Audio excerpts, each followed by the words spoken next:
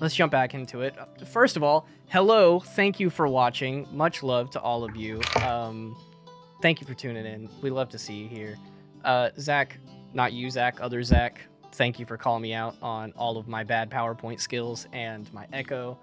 It's good to have someone keeping you in check and keeping you humble. Anyway, our players here, fill us in. How's the campaign going? What have we done so far? While I fix Izzy's video really quick. Specifically, what happened last session? I turned into a wolf. I wedgied a nerd. I can't come up with anything more important than the wedgie. You know, the wedgie is kind of like the main takeaway. I mean, we kind of won some gold here and there and made it leveled up. But wedgie is like the main point. Wedgie was the main point. Well, to put that in more viewer terms, the group won the scavenger hunt in part because they had half of the answers before they left the room, thanks to our absent Lucian, who spied on some other groups, had some, foreknowledge about the school, and used his familiar, his chicken, to look at other people's papers. As we got the rest of the answers, we came back up to the main academy building through Loomis Plaza and was stopped by 3 very nerdy wizards, to which you guys rightfully kicked their ass and stole their paper, and Gwen ate it. Mm-hmm. Nice. Marcel gave a massive wedgie to Billy, the biggest of the nerds, and you guys stole their homework, even though you didn't need it. After that, nerd, bigger to wedgie. Yeah, you guys won the scavenger hunt. You got a bag of holding, you got 1,000 gold, and you also got exempt from a lot of the sort of orientation classes that are happening in these first couple of days at the school. So right now we're actually heading into the weekend portion of this, where a lot of people are going to some of their class-specific courses, meeting professors, getting introductions to the school and classes. And you guys are exempt from going to your homeroom. So essentially what that means is, while everybody else is figuring out if their parties are actually good or not, you guys essentially got a pass. You know yours is good. You beat everyone else. Why would they change it? If it ain't broke, don't fix it. The last thing that happened was Professor Ranth told Gwen here, hey, your roommate actually had a little bit of a thing happen, so that's why she wasn't there. I need you to talk to her and figure it out. She just got released from the nurse's office. She is back in class today, but you should find her back at your room, ask her about it, take your party, try to solve this problem so that she doesn't have to, because she's got a lot of students to deal with. And with that being said, we are back on Loomis's campus. The sun is high. There are a couple of sparse clouds throughout the sky. It is nice mid-60s weather, as it is, mid-fall at this point. A lot of the leaves are turning sort of orangish yellow, and campus is nice. It's bustling with energy. There's a lot of students here, and apparently we have some who snuck out into the woods and had some sort of accident. So with that, let's start with Gwen. You just got this little request from Ranth. It is, about midday, not too long after lunch. What are you doing? Where are you going? You hopping straight on this? You going to investigate your roommate? You want to talk to the party first? What would you like to do? I'll go try to find Delphina first. Sure. Where are you headed? Well, I'm not well, what time of the day did you say it was again? I think I said it was midday. I might have misspoke. This is supposed to be after a lot of the classes and stuff has happened. So It's probably going to be mid-afternoon, 4 to 5 o'clock. Well, I guess I'll check my dorm, because I'm not really quite sure where else she would be. Sure. You head back to your dorm in Xanth Hall, if I'm correct. You go up to the second floor. You open your door, and you see her there, removing a bandage from her ankle and sort of reapplying it and fixing it. You don't see any blood or anything, but it is wrapped. She sees you come in, and she just immediately begins to pull her dagger. And she's like, "Oh, It's you. It's fine. Hey, girl. Hey. So I was told that something may have attacked you in the woods. Yeah. So me and this guy, he's very tall. He's really cute. His name's Derek. So we went out to the woods while we were definitely participating in the scavenger hunt. We were making out. And some shit kind of happened. I don't really know. We were approached by this like pig bear looking thing. I don't even know how to describe it. It was like a huge pig. I know I'm small, but it was still like really big, and it had like all these tusks and weird stuff. And anyway, so it came up to us. It was acting all aggressive. So Derek goes up, and he's really good with animals. So he walks up and he's trying to like shush it and calm it down so that we can get out of there. And while I'm like backing up, I step in like a little hole in the ground, and then I feel something bite my ankle. So I start running. The board thing goes crazy. Derek comes back over to me, and then my ankle's just like shot. Like I couldn't walk until I got back to the nurse's office. He had to like help carry me over here. It was wild. That's it. Yeah. I mean, I got to the nurse's office, and then I kind of like passed out because my ankle started to like...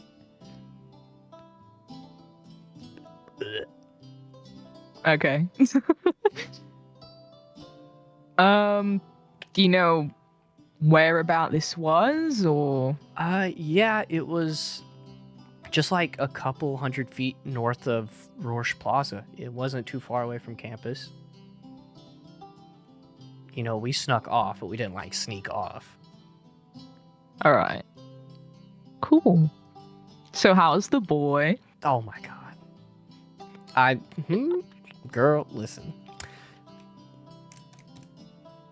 I'm listening. She just nods her head, looks at you, like you guys make eye contact, and she's just like, I don't have words. He's dreamy. He's got the curly, like, wavy hair. He's got this dark and mysterious thing going, but he's super sweet. So, like, Does he have to call you by your full name too, or? Of course. So I get the pass. I only get to call you Delphina, but he doesn't. You can call me Delphina. All right. He might earn that. Oh, so I've earned it. Okay. Well, you earned it because I almost stabbed you when you first came into the room. That's fair. And we're roommates, so I don't want to like have to make you spend 30 seconds saying my full name instead of just my first one for the, much shorter. That's kind of you. I know. You should get more credit for that. I should. She finishes wrapping up her ankle, slides her shoe back on, like slides her pant leg over, and she says, anyway, I'm supposed to go meet back up with Derek to study here in a little bit after dinner. So if you want to like tag along and eat with us, you're invited. Otherwise, I'm gonna go test out this boy. All right. We'll see about that. Also, why'd you ask me about squirrels when we first met? Oh, because there's a squirrel on campus whenever I came in that just kept like throwing nuts at me. And I'm too short to get up there and take it down. It hit me in the head with an acorn. Twice. I mean, you seem like you'd be a pretty good climber. Probably. Not now. And she points down at her ankle. She says, that's what I was going to do, but I feel like it'd be easier to like find that squirrel if I had you help me. I'm not good with animals. Okay. Yeah, no, I'm up for that, so. Cool. All right. Okay, bye. And then she hops off. Bye. She like hobbles over to the window again, opens it up, climbs out, slides it down, and then she's gone. I guess I'm gonna try to find the party. Not exactly sure where they're gonna be either, but maybe like a place to eat, unless they told me sometime where they could be. I don't know. I mean, for the sake of this, it's roughly gonna be dinner time soon. You could hang out in your room for a little bit longer, but before too long, it's dinner time. So we'll say that you guys all sort of show up at the cafeteria. It's very easy to find each other. It's just the first years on campus right now, and there's only about 40 of you. So, yeah, super, super easy for you to find everybody. Gather them all at a table, sit down with a nice meal, and talk to everybody. So, we are in the cafeteria. You guys have a table together. Gwen has gathered you here for some unknown reason. Hey guys, Hey, Gwen. you guys wanna hunt? Yes. You didn't let me finish. Please. You said hunt. A pig bear thing. Not quite sure what it is. A big pig. Yes. Anyone else? I mean, I guess we could do something fun. It's been a while since I shanked something. Is there a reason we're doing this? Do you need a reason? Yes, I need it. Professor Ranth, I think. Yeah, I don't know. Maybe. One of the professors told me about it. She wants to like get dealt with or something. So the professor asked us to do something. Yeah, because it like attacked a student. My roommate, more specifically. Oh, Professor Ranth, you say? Yeah. Definitely will help now. Double the effort. Okay, I'm just gonna pretend you didn't say it like that, but sure. Come on, guys. Let's all join forces. Gonna be a lot of fun. What is it? What's in it for us is the question.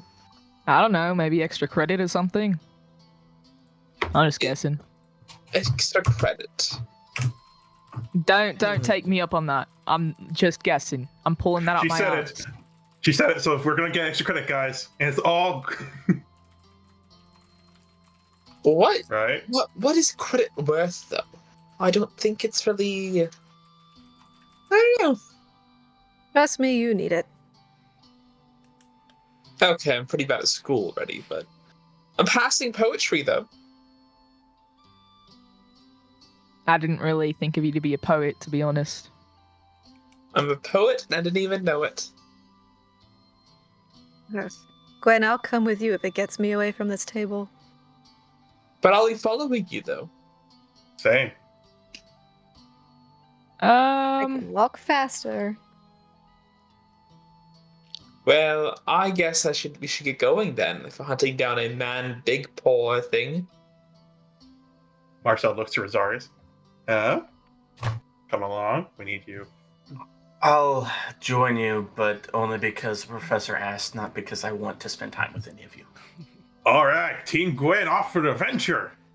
Rosarius, could I run a poem past you later? Sure, I suppose I'm not the biggest into poetry or anything musical or art related. You just know the person, so I thought you might like it. Sure, I'd love to hear this poem now. Later on a walk, I'll see if I can serenade nature with it. I look forward to it now. I will let you know. You guys are sitting here at this table. You collected everyone you could. However, there is one little caveat in that. You notice that Leo and Lucian are both not present here. You're free to go find them and bring them with you. I can kite their characters since they're not here, but that's going to be up to you whether you want to include them or not. I think we're good with just the 4 or 5 of us. As long as like it doesn't take too long to find them, I guess. I would at least prefer to have some sort of feeling other than myself. The wizard, Lucian, I think he said his name was, didn't help in combat last time. So for hunting, he may not be the most helpful. Well, he helped us track a lot for the scavenger hunt. He used a lot of his spells, I believe he mentioned.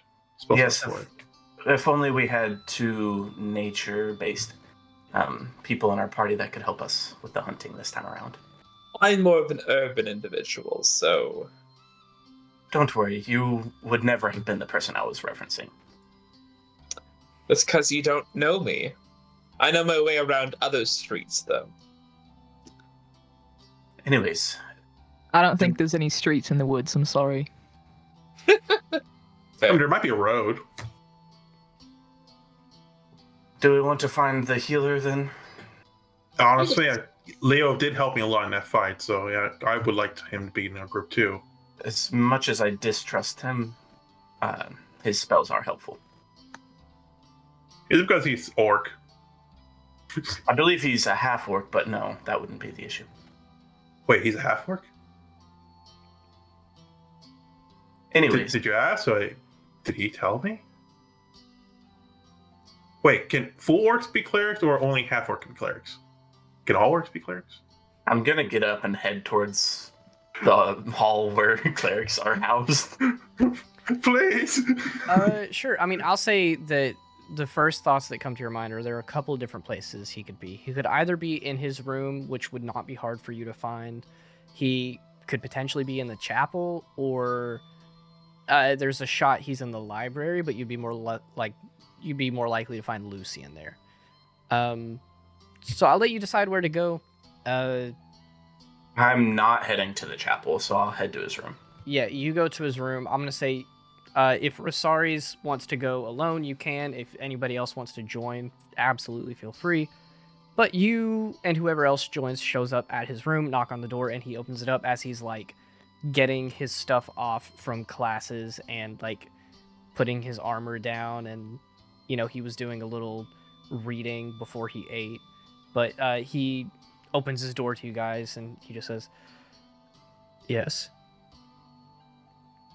Out of curiosity, did anyone join me? Marcel. I'm gonna Very curious. I'm gonna nudge Marcel forward to talk to him. Hey, Leo. How's it going? Pretty good, man. We actually need your help because we're getting the team back together again, so we go on an adventure. And I don't know anyone else can help it except for you, because you can heal. I can't heal. Sure. Rizark, you can heal, right? A little bit. Okay, so he a little bit heal. So more healing's better. That's simple math, right? Yes, Right, I Rizark? understand. Yes. Well, let me grab my things. I'll just put my armor back on. He sets his book down on his shelf. He was clearly like taking notes on some sort of like religious book. He gets his armor back up. It only takes him a couple minutes to put back on like the sort of half plate that he wears, and he has like some leg pieces, arm pieces, sets all of that on. You guys just stand there awkwardly for a couple minutes, and then he eventually grabs his bag, puts his book in it, grabs his shield, stands at the door, and he says, "Right, well, you lead the way." All right, I will lead the way. He will Rizark, follow you lead the guys way. Where do we go? Where are we supposed to meet up? I assume we'll meet up at the gate that Okay. we'll be leaving from. Yeah. So Leo, Rosaries, and Marcel all head out towards the southern part of campus at the gate, where, unless any of you had something you needed to urgently go do, the rest of you would be waiting. I'm gonna take that as a no. Kieran, Athera, and Gwen, all good. You guys meet back up at the gate right outside of the Parkins building. Athera, you shoot a glance over at the building, just looking down in there, just like, interesting. Was a small problem for you before, but now students are just walking in and out of it, no problem. But you guys are sitting at the gate. The forest is on the other side. Rorsch Plaza is just a short couple, like 5-10 minute walk down. You're free to go. All right. Let's hope Either this way, is a nice quick stray.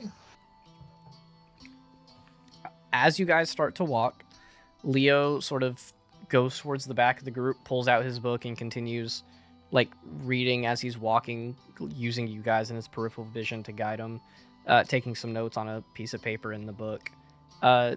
Just kind of, halfway present there. But what do you guys talk about as you walk down to the southern end of campus? I swear, Rosarius, like you guys in your armor, it's like, isn't that just a little too restraining? I mean, we waited a while just for Leo to get his armor on, and you're like even more decked out.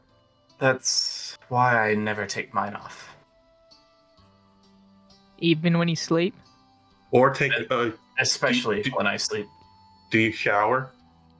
Yes, I do. Starts moving back, like clearing his nose. I take it off for as minimal amount of time as possible, and then it goes right back on. Oh, What so you about just when you like gotta weigh go your to the hair and bathroom? stuff. You're a Oh coward. yeah. Call me what you want, but I do not like to waste time when time is of the essence. He doesn't brush his teeth. My helmet comes off very easily. Thank you. What if you're like really itchy on your back? Like, do you like have like a stick or something? Is there like a little slot?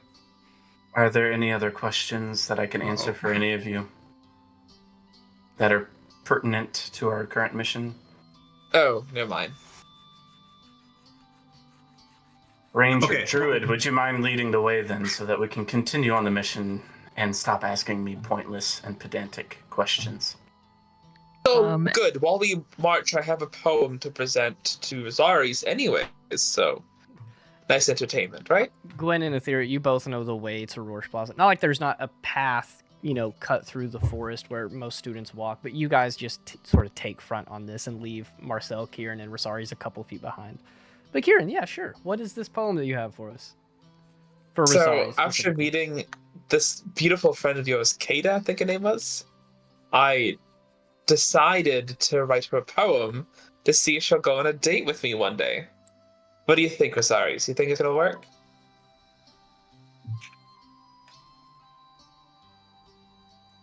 Kieran, would you mind rolling me a perception check and then an insight check? Yes. I love letting players do DM things. An 18 perception and then insight. Yeah. Please be low. I got a 10. All right, let's start with perception. First of all, you immediately notice Rosaris has his hand on his sword, the hilt, and he's clicked the thing that keeps it in the sheath. So he's ready to draw it. But on an 18, even more than that, you start to notice an interesting glow on his shield that you would not know the importance of it until you see that the glow goes to the scabbard that the sword is in, and you realize there's only one real spell that paladins generally cast with their sword. And for an insight check, you said 10? Yeah. Rosaris is not usually one to show emotion, but he is absolutely ticked off right now and is more than willing to start a combat encounter here rather than with the boar. When he says friends, he says nothing to you. He's just staring at you. How would a Kieran do here? You see Kieran take a few steps back a bit, like to the side, and he's like, "Oh, someone's got their titties in a twist." You What, like poetry? No. You will not say a word to Kada that I do not approve of, and if you do, I will rip out your tongue. If you look at her in a way I don't approve of, I will gouge out your eyes. And if you try to listen in on our conversation, I will cut off your ear. Do you have anything else to say? That is a yes or no question. I think the reason you wear armor is because you're scared I'm gonna shank you when you sleep. Trust me, there are things that I have seen that I am scared of, and you are low on that list. Oh, what are those? Well, that's your first mistake. And I wink at him. That's okay. I'll just say it to him in person anyways. And I walk up forward towards the druid and the ranger. Okay, Rosaris, what are you scared of? Social interaction for now. Let's travel on in quiet. Possums. I never like possums. They're pretty creepy. Marcel, as you say this, you guys sort of see that Leo is off to the left a little bit. Like, he definitely saw this whole interaction because he stopped reading and writing for a minute and he was like paying attention. Now that things have settled down and it's not as tense, he goes back to it. But by the time this finishes, you guys walk down to Rorsch Plaza. I will go ahead and change our mappy map here. You guys get to Rorsch Plaza. It is this small, quaint, but also beautiful little section of campus. Just a few minutes walk out from the main academic area. You got some buildings with classrooms, cabins, a couple offices that look like houses, essentially. There's that big pink tree in the middle that you guys didn't see in person last time, but now that you're seeing it, it is gorgeous. It is tall, spreads out over a good chunk of the inner circle of this plaza. There are a couple benches down by it where people will often sit. Some of the pink petals at this point in the fall have started sort of drifting and falling off. And every time the wind gusts, a couple pick up and float across the plaza. There's an archery range off in the back, some stables up top where a lot of students' horses are kept. But you guys approach Rorsch Plaza, led by Gwen, shortly followed by Athera, and now Kieran. So I'm going to let you guys take point on this. I'm going to, as we get closer to that kind of area, I want to keep an eye out for, possible pig tracks and bear tracks. You keep an eye out. I'm going to say go ahead and give me a... I don't want to call it Survival? perception. I'd say survival, yeah, because you're kind of trying to track something. Ooh, 22. Ooh, 22. On that, as you get close to sort of the edge of the plaza here, as you're about to walk up to it, you've noticed a couple tracks in the forest up until this point. None of them have been pig or bear stuff. It looks like maybe some deer tracks, some other smaller animals that you're not worried about. As you get close, you see some tracks that are just off in the forest, not close to you, but you're sort of looking out on a 22, and you see there are some tracks that sort of approached and then moved around the fenced area and then left. Almost like this thing had gone up, saw that this place was populated, and then left.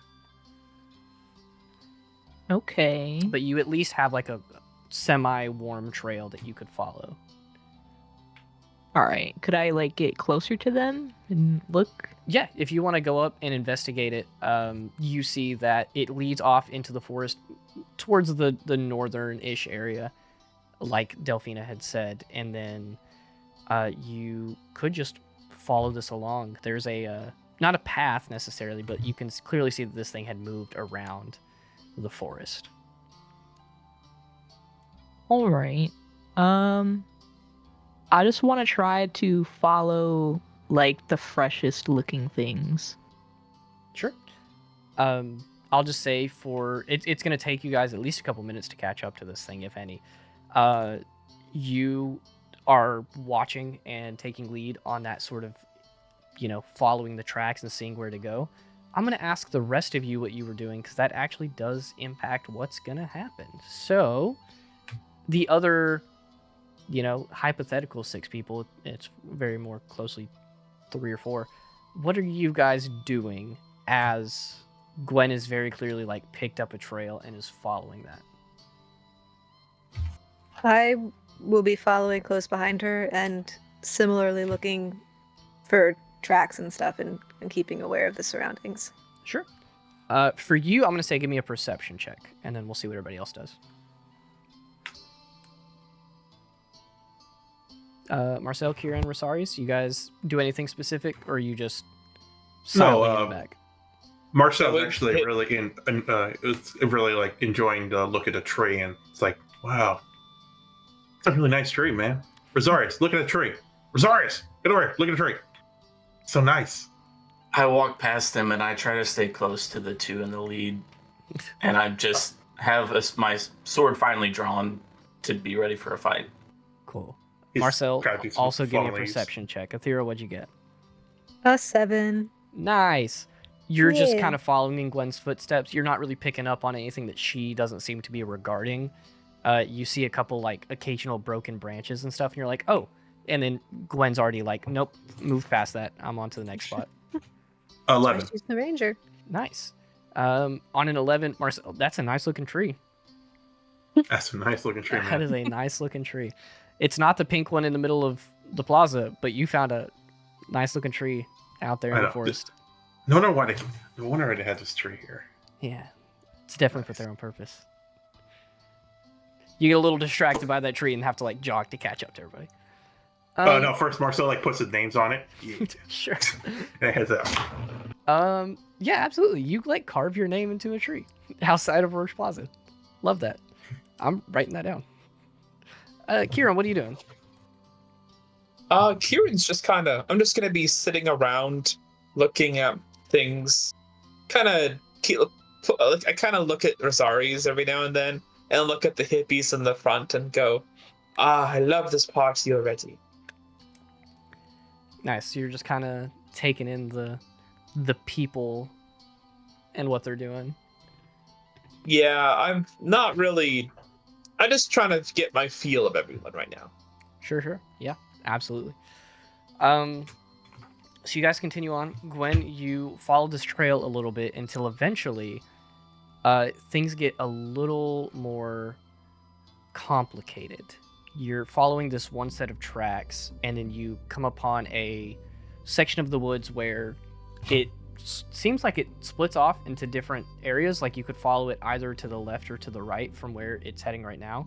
Can you give me another survival check before you make your decision? Sure. Ooh, that's an 8. An 8. Damn. Okay. Survival's low. You could follow these tracks. You feel like both of these are going to be harder to follow than that main one. Go ahead and give me a perception check, though. I'm going to have you do both of those, and then I'll let you choose what you're going to do here. Please. I got a nat 1. Oh, my God. Oh, no. You are... I want you... I love on nat 1s, you tell me what you're doing to cause you to get a nat 1 on perception.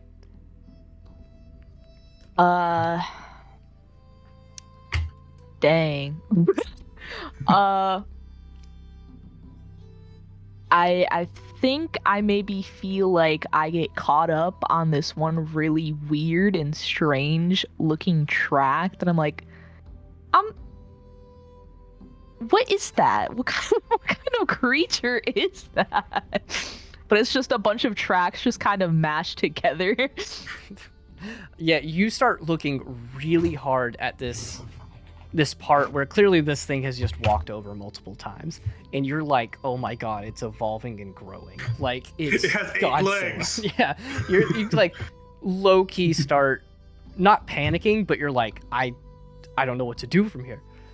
The rest of you guys see Gwen clearly, like the path starts to split and deviate, and there's multiple areas that this thing could go. She starts like really focusing hard on one specific part of the trail to the right. What are the rest of you looking at? Are you guys going to help out with this? Or are you just enjoying the show? What's going on? I'm gonna come up behind her quietly and just also look down at the same track that's confusing her and try to make it out. Sure, I will. Roll that 1. I'll let you choose. Also, I'm gonna say also just like a little sniff. Oh. Yeah, Gwen is like face to the ground, like looking at this track, eyeing it, sniffing it, tasting the dirt a little Tasting bit. it, yeah. Gross. As that's happening, Thera, I'm going to let you pick. A survival would be to try to help her follow this track, which at this point, she doesn't know where it goes because it like overlaps so many times. You could try to help her with that. A perception would more give you a view of the forest around you and see if there's anything nearby that might catch your eye. Oh. Okay. I'm gonna go perception. Cool. I will also let the rest of you make those sorts of calls as well. If you guys want to try to follow a path off to the left with survival, you can, or if you just want to get a gauge of the forest, I'd let maybe 1 or 2 people make a perception check. I got a 10. 10. Man, y'all are rolling not bad, just average. Can I try a divine sense instead? Sure. Read me off what that does. As an action, you can detect good and evil. Until the end of your next turn, you can sense anything affected by the Hallow spell, or know the location of any celestial, fiend, undead within 60 feet that is not behind total cover. You use your divine sense. What's the range on that? It's 60 feet. Yeah, it doesn't really proc anything. You cast that out, and the forest around you seems pretty calm, actually. You know, some of the trees are floating in the wind. Some of those autumn color leaves are floating on by. But you feel like there's nothing too bad or dangerous nearby. Athira, on a 10, perception. Huge roll. Incredible, honestly. Yeah. You go down and you see Gwen focused on this trail, and you think, like, I'm going to leave her to her specialty. If anyone can do it, it's going to be her. And you start glancing around the forest, and you see that a couple of, maybe like a dozen feet away or so, a couple of trees past, there seem to be marks scratched into the trees at varying heights. Some of them look to be at about, 3 feet tall to 5 feet tall at the highest. So anywhere from like hip level to almost your face. There are these scratches in some of the trees that you notice are kind of faint out here, but get more dense as you go into the forest, roughly in the direction that this path is leading, or this trail.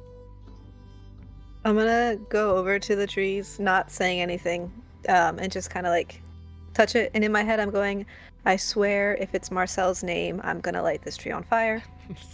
You walk over, you run your hands over it, and it's Marcel's name in Elvish. No, I'm kidding. It is not. It's not any sort of script. Yeah, Marcel carved his name in one tree, and suddenly it's on all of them. Everywhere. It's not any script. I'll let you. I'm having you guys roll a lot, but you could roll like a nature check to try to identify this. The DC is going to be like high to just nail it perfectly, but to get a good guess, it's not going to be too hard. What if we had a wizard? If only we had a wizard. It's the 12. 12's not bad. It's not horrible. You start looking at these scratch marks. Gwen's still back there. You hear like her sniffing the ground and then like poking it. The rest of them are just sort of like looking around, kind of lost. Rosario seems to be fairly calm. Leo's still reading. But you maybe start... the creature's invisible. You start sort of eyeing these scratch marks and looking at the various heights that they're at and try to figure out what this could be. You know from your personal experience that a lot of animals will either, I'm going to give you two options here because the 12's not super high. They will either scratch trees like this to sort of, kind of like deers do, where they wear down their horns, almost as a sort of like self, what is that called? Whenever you take care of your own body. Hygiene. Almost like a hygienic way. I promise I know what hygiene is, guys. I don't play D&D that much. I sure hope so. Anyway, some animals do it as a sort of self-hygiene way. Other animals do it to mark their territory. And by the look of this, it's very well that a deer could have done this, kind of like a smaller deer maybe. But it also could have been made by a larger, more aggressive predatory type of animal. What's the verdict up there? Who are you talking to? Just yelling The at tree. the front. So what's the verdict up there? I yell to you guys. I'm busy. Can you Do you please need tell me help? what Gwen's doing in this moment? Yes. I want you to have creative control over this. She's just like her hands and like knees on the ground, and she's just like, her eye is like an inch off the ground, like trying to look at something in it. If the creature was on That's force, it. then I must be on force. You look like a bloodhound. I'm That gonna- looks more like Gwen. I'm gonna yell over, Gwen, is it possible the tracks go this way? And I'll point into the trees where I'm at. I'll get up and I'll kind of like look at around her and like where she's pointed. I mean, from where you were in those tracks, it could go back the way you guys came, like off to the left and up a little bit. It could go straight towards her, or just like hard right, 90 degrees. Like you said, these were overlapping tracks here. It could go in a variety of different ways. So like, yeah, it's plausible. Maybe. Could really be anyway. Well, there's some markings on this tree. I mean, if you're not sure, this could be as good a bet as any. We could go a little further and see if it leads anywhere. I will go look at the markings on the tree. Yeah. If you want to run the same sort of nature check, I would be glad to let you attempt to identify the animal. Don't nat one this. Okay. Roll And that I will one. make Come on, this baby. with the knowledge. If you rolled a 2. Oh my god. Kieran's gonna get fed up and gonna go to this front and try to help them. Again, rolling fairly low, you walk over, start investigating the tree. Athera starts relaying some of the information I just told her to you. She's like, some animals do this, and you're just like, So some animals do this for this sometimes, and then everything she say, you just repeat back and add nothing new to her knowledge. I'm immediately kind of like fed up, like, okay, this girl clearly came in with not many skills, doesn't actually know what she's doing, and I'm just gonna start walking in the direction further into the woods past the marks.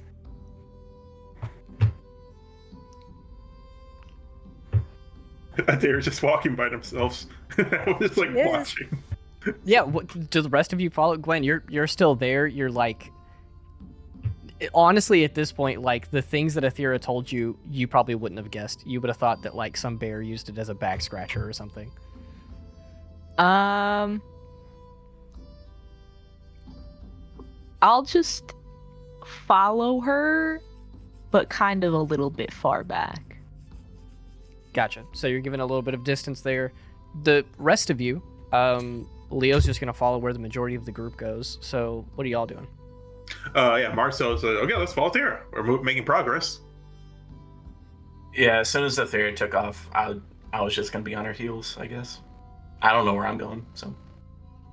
Follow I'm me, gonna Rizard. follow in behind. I'll be behind the group, just kind of shadowing a bit.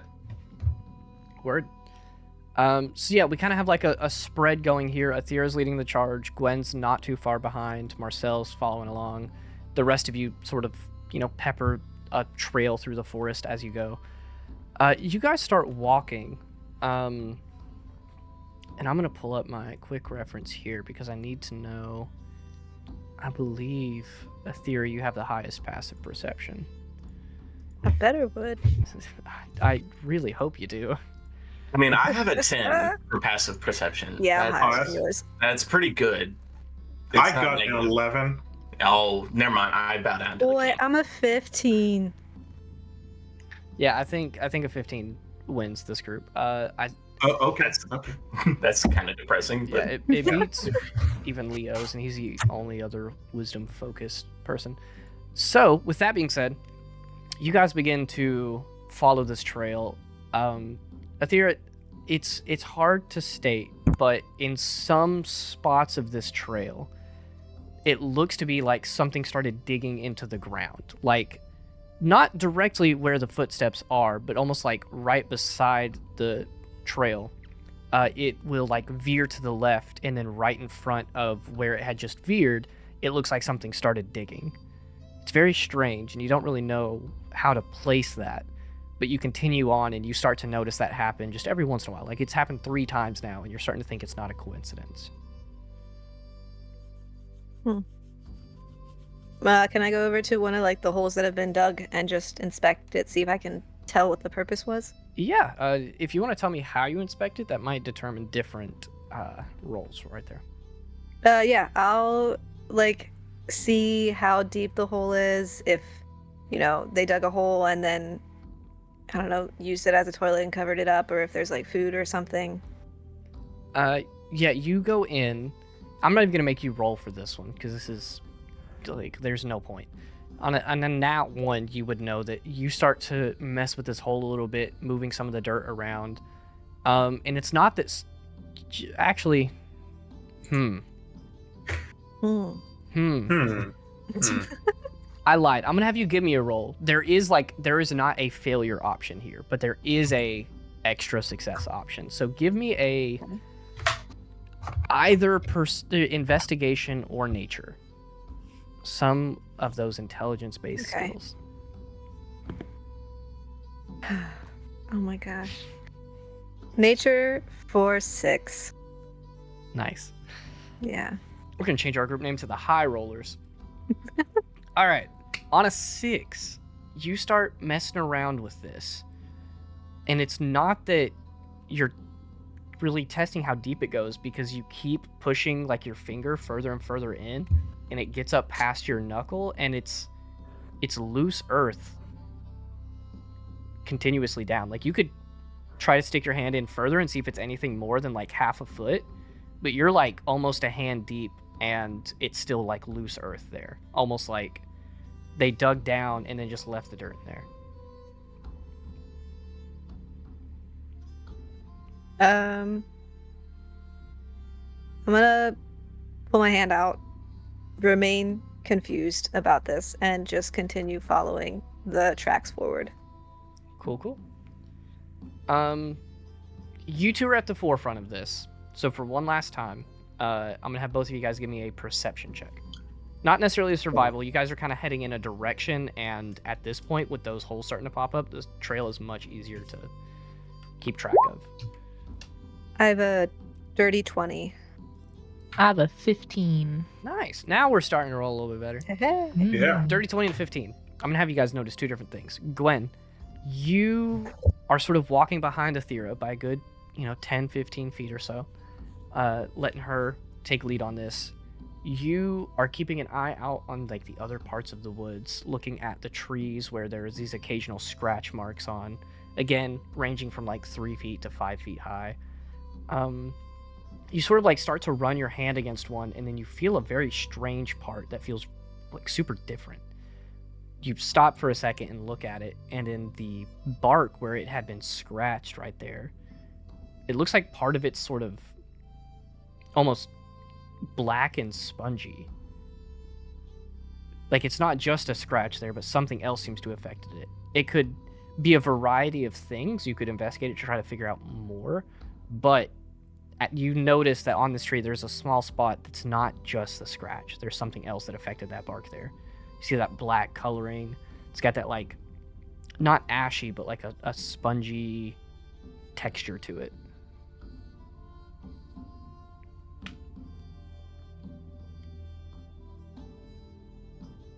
While you're thinking about your response, Athera, a dirty 20.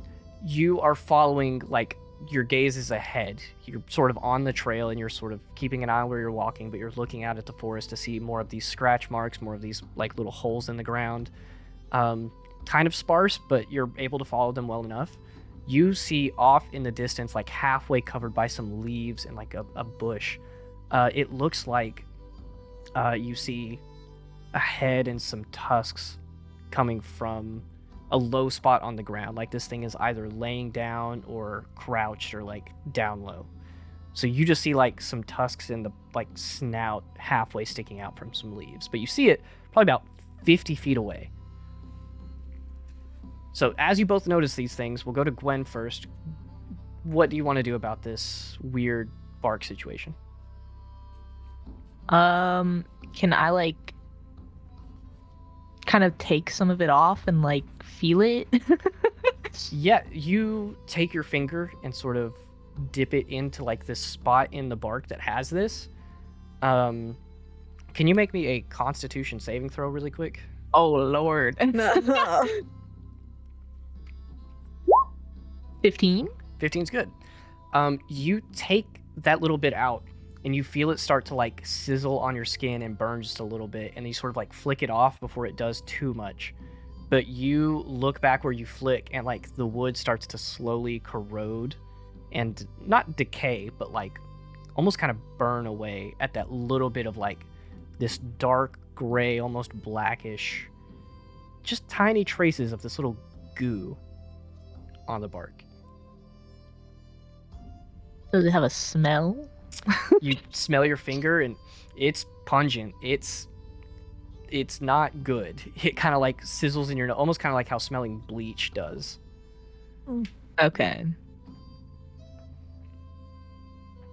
I guess that's all I'll do with that, and I'll just kind of see where Aethera is, or like what she might be looking at in like that general direction, possibly. Yeah, Aethera, you notice this, like parts of the snout and tusk are peeking out from behind some leaves about 50 feet away. You can respond however you want. As soon as I see it, I like stop, like come to a complete halt, and I like put my hand up with like a fist and go, "Everyone be quiet." And then can I tell from here if the thing is sleeping, if it's dead, like what its current situation is? On a dirty 20, looking out from this far, you're glancing through some of the trees, and you're able to glean that it is either sleeping or dead. You're not quite sure which one, but you're like, the position is too low. It's like basically on the ground. There's no way that any animal would have its face like against the ground unless it was Gwen. That's crazy. I'm gonna like motion for the group to come up beside me so that I can talk to them quietly. Marcel walks over. Rosari's click, clack, clang, clangs over. Leo is shortly behind, also like a little clink, clink, clink as he's walking. I don't think we're stealthy. Yeah, you guys gotta work on that. I've been telling you not to wear armor. I think I see it just over there, but it's either already dead or it's sleeping. How far away is it? Don't remember. It's roughly 50 feet, give or take 10. Pulls Roughly. out Jock. I can So- shoot it. Can I try to get closer to it to maybe get a better look? Sure. You want to like stealth up to it, or you just... Yeah, stealth up to it. Yeah, if you want to stealth up to it, go ahead and give me a stealth roll. So Come you on, guys baby. halt about 50-ish feet out. I got an 8. Nice. All right. Let's change the music. I gotta make this a little more tense. No. He's just gonna start doing like the Three Stooges music to match our roles. Yeah. Honestly, yeah. Yeah. You guys are all halted here as a group, and Gwen takes the initiative, and I'll let you describe sort of what her movements look like if you want, but you start to creep forward around where this thing's peripheral vision would be. Do you do anything specific? Like, do you draw your bow? Are you like crouched? Like, how are you sneaking up on this thing? Yeah, I'll kind of have my bow drawn at like my side a little bit. Word. So you take it off of its little holder that you have. You begin walking up, sneaking. It's not super sneaky. You guys hear multiple like twigs snap and break. It's this is a forest. It's not super easy to move silently. But you get closer and closer. You don't see any movement. You start to get a better view of it.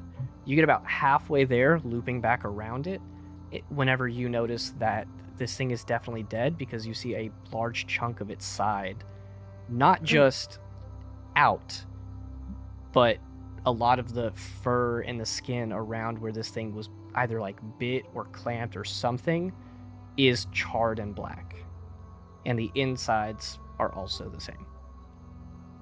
Is there any of the goo involved? Yeah, you see that the goo is like what's making it black. Like there's traces of Okay. that have sort of corroded and burned at this thing.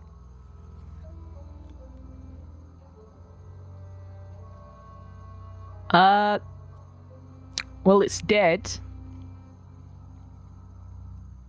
Aethera will come up to it once Gwen has said that. Yeah, you walk up.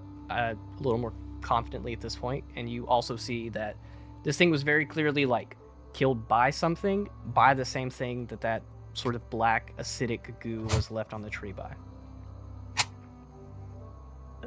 Seeing that, I'll immediately just like do a turn in a circle to scan the area surrounding us to see if what did this is still hanging around. Sure. Give me a perception check. I also want to see if there's like any other signs of the goo anywhere. I'll let you either run investigation or perception. Perception's just literally to notice things. Investigation is if you want to try to get any information from this thing. I'll let you decide which one. Investigation for 20? Nice. Oh. Vera? Yeah. 17. 17 perception. Nice. We have to get rid of all the bad rolls first. That's right. That's what we do. I'm gonna lump y'all's together. You're standing sort of side by side, looking out across the forest, and between both of you, if you guys want to share this information, you're rolling a pretty decent roll on that investigation for the acid. You immediately realize like this came from a separate creature that was either territorial or had some beef with this boar that killed it. The other Beef, thing you that you mean notice. pork? Whoa. You also notice that this thing that was killed by it is not super big. It's not as big as you were expecting. And with that, we move to Aethera. Looking around, you pick up one. It doesn't look like it's in your immediate area. You don't notice any movement. And you do notice that the creature on the ground, if it were to make scratch marks on the tree, there is no way that it would get up to 5 feet. Like, this thing is too small for that. It could reach, like, around the 3-foot mark if it, like, lifted up and scratched a tree. But you start realizing, like, this could not have made those, like, upper scratch marks. So there's probably another one somewhere.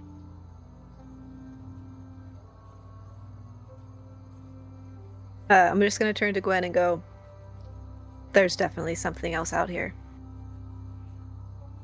Yeah. I mean, that's kind of obvious, isn't it? I don't know. Unless you think the boar killed itself. I wasn't looking at the boar. You tell me, did it kill itself? No. Then the conclusion is the same. Foul play.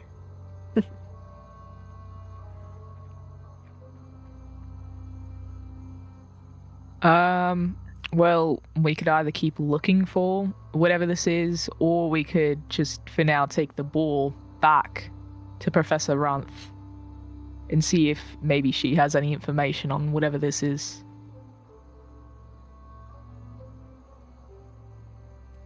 Marcel looks at the size of the boar. Is it really big? It's fairly large, but it's not like too large for you guys to carry. It's not like the size of a bear.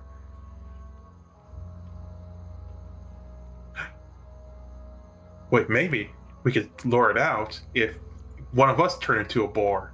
Maybe he just hates boars. No. Are you Oh. volunteering? I can't turn into a boar.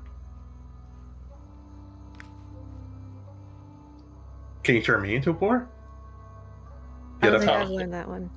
Oh, Otherwise, I would, gladly. yay! No. I'm not for Oh. that either. Sorry. You're already close enough to a swine and stress you up a little bit of a wig and toss you out there. Thanks. I would like pigs. Thank you. I You're say not we supposed to keep like hunting. it. I mean, the point is to make the woods safe, right? Yeah, we have to find it. It killed an innocent boar. Look at it. Innocent boar? I haven't heard of a pig that's innocent yet.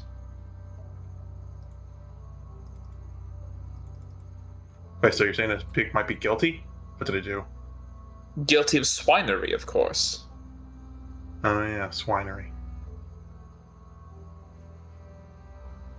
Well, are we here to like the boar was the thing that attacked her, right? Or was it? Or we could dress it up as something and oh, my picture came back up. He was attacked by the bull, but this is like something separate. This is different. Job's done. Let's go back then. Athira's gonna start walking around and see if she can see tracks for the other thing, not caring if anybody else is staying or not. Sure, you guys have already rolled for it, so I'll give you some extra information now that you have some of that knowledge about what's going on. Tracks, no. The holes in the ground, yes.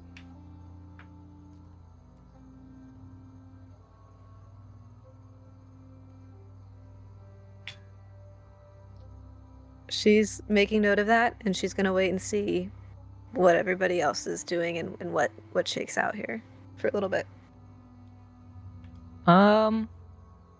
If there's like any holes, I would like to look at those too, just because she did mention feeling like getting bit from a hole.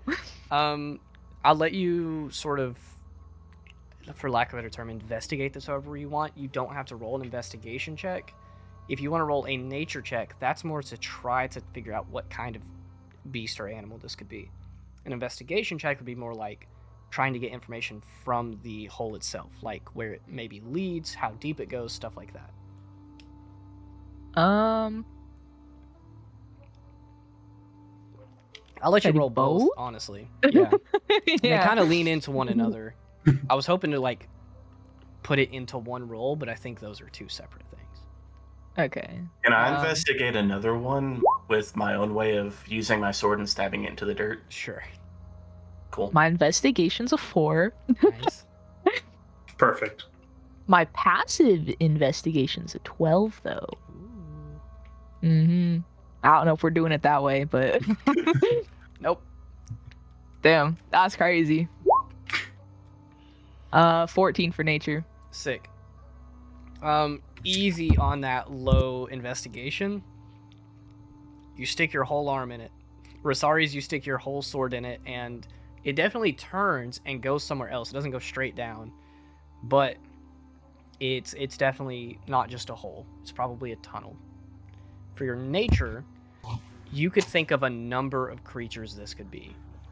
Considering the size of this, it's fairly wide. This whole thing is like a couple feet wide, and then the dirt has sort of like settled on top, and you can see a clear area where it's loose. You could think of a number of creatures off the top of your head, but cross-referencing with the acid, it's nothing that you've personally experienced. You haven't done a ton of like studying the various types of animals, but you're starting to piece together it is a large burrowing creature that has some sort of acidic property to it.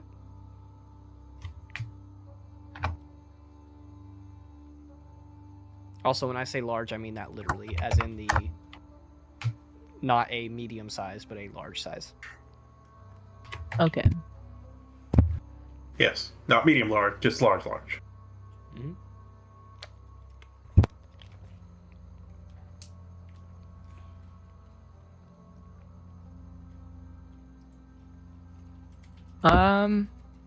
Any ideas? Nothing that I'm really familiar with, sorry.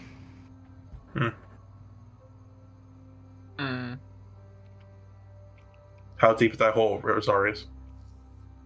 I'm gonna pull out my sword and say, at least this long. And then wipe off the dirt. I would say Leo in this moment, who's been sort of like passively following you guys.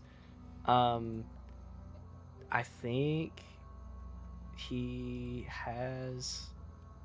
Oh, he doesn't have the cantrip. I thought. Never mind. Ignore me. Leo is watching patiently, just kind of. I have an idea if you want to hear it. What is it? So, sorry. So you're wondering what dug the hole or what's down the hole? Both. Well, do we got enough water? Is any water nearby? I mean, there's not really any like streams or anything where you guys are at. Okay, the next best thing. Let's build a fire right on top of the hole. and light it. You know, if this thing isn't angry, that's immediately gonna make it angry. Then what's exactly your plan? Just to find it and go, oh, hello, I hope you're having a wonderful day. Bye-bye. You're here to kill it, aren't you? Hey, we can talk to it. Maybe it's misunderstood.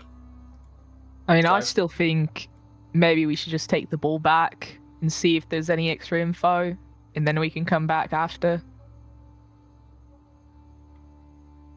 That's just me.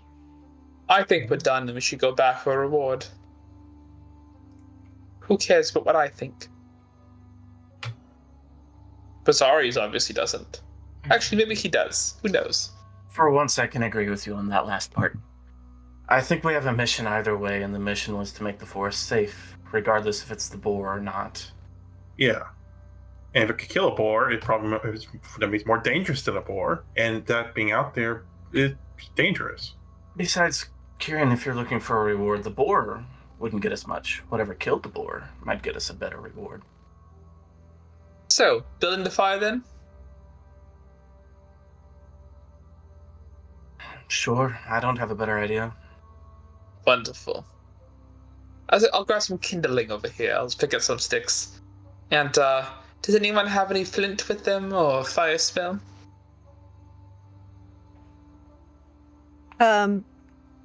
I'll just go like this, and a leaf nearby is just gonna flame up a little bit and be like, "You build the fire, and I can light it." Perfect. People, get together. Let's go. We got a job to do. Roast monster, or we're gonna die. One of the two. Or I could just light this torch. That won't light long enough. It'll put out before the time you put it on. The fire will slowly drain all the oxygen out of the ground. When did you get smart? I've killed a few people in my time. Fair enough. All right. Over the course of the next 5 or 10 minutes, you guys, sort of following Kieran's lead here, gather some sticks and maybe some leaves, like some small twigs, a couple of a little bit larger branches to put over this almost 5x5 hole that's in the ground. It's fairly large. With the loose dirt that's on top, if you step on it, it'll just kind of compact, but you guys set all the stuff on there. And then Athera, you are free to light it. Hey, I'm gonna light that sucker. You light Marcel that takes a sucker. couple steps back. Doesn't want to be point blank with the fire. Marcel scoots back. You guys are surrounding this thing. Athera lights it up. The fire slowly spreads between the twigs and branches and leaves, and it catches fairly quickly. I'm just going to count up on time, and you guys tell me when you would stop waiting. I'm going to say 5 minutes pass. 10 I gotta minutes climb it. pass. I'm gonna climb up a nearby tree and just kind of wait.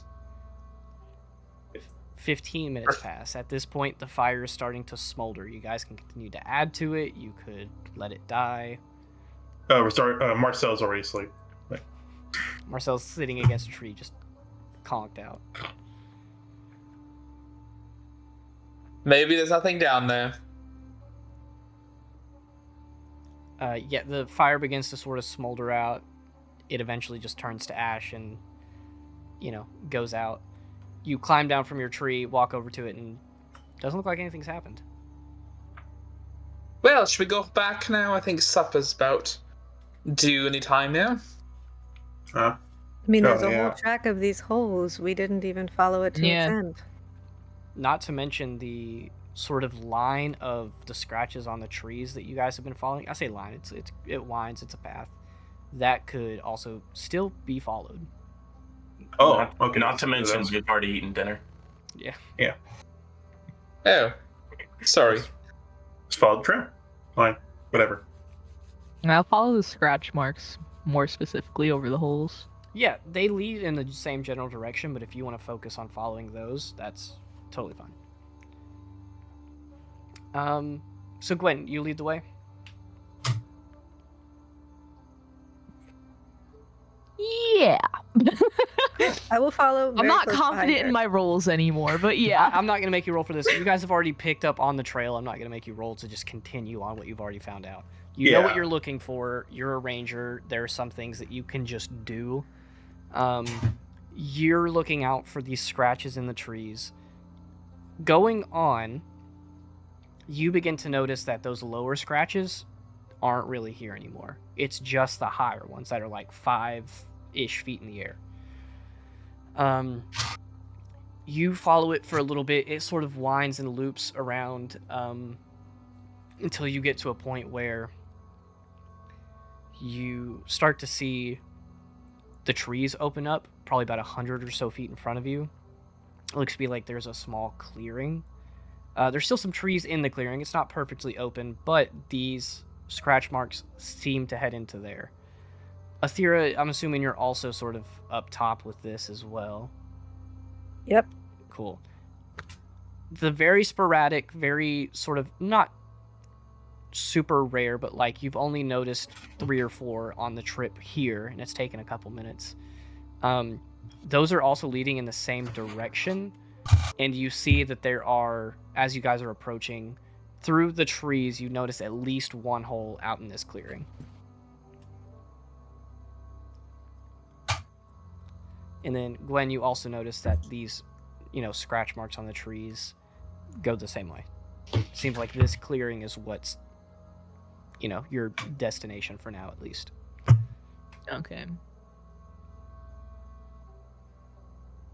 Well, I guess this is it for now. Probably around here somewhere. I'm gonna sit on the edge of the clearing and just watch you guys. I'm gonna slowly approach the hole and see. I'm gonna be looking to see if there's anything different about this. If it looks like maybe there's a beast in there. Specifically the hole in the clearing? Yes. Okay. I will say, if you guys start to approach the clearing, there's something else you're going to notice. As you get closer, and you can rescind that choice if you want, not only do you hear, but you also feel some things kind of happening. And I'm going to pull up the page that I need you guys on.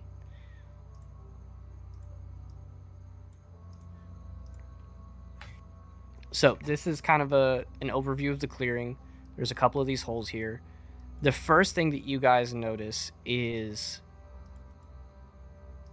there is a very large, significantly larger than the last, like twice the size, boar that is currently moving around, sniffing at these holes, and then walking over, scratching at this tree that's fallen down, and then moving around to the other tree where it's also scratching and marking its territory. It goes and it sniffs this other hole here, and it seems to be just like looking around, almost for the same thing that you guys are. If you would like to get a closer look at this thing, you'd probably need to move a little bit closer. You guys are still roughly 100 feet out, but how would you like to approach this situation? Can anyone talk to animals? Maybe we can ask the boar. I can yell at it very threateningly. I just want to kind of sneakily get closer. All right, roll me a stealth Okay. check. The DC is low I'm here since you're so scared. far away. You've got to roll good eventually, right? One day. 23. Damn. This thing See? rolled double 4s on perception, so you're clear. You sneak closer just to the edge of the forest line. You're like peeking around from behind a tree. It's very obvious that this boar is larger. It's going between these holes and sniffing, trying to find the same thing you guys are. You've picked up that it's being territorial, like this, whatever this thing is has sort of come into its area, and it is fighting back against it. You also notice that this boar has a couple of wounds on it, and those look to be the same kind of wound that other boar had, just smaller. Not only in scale, because this boar is twice as big, but also like it didn't get that huge big thing.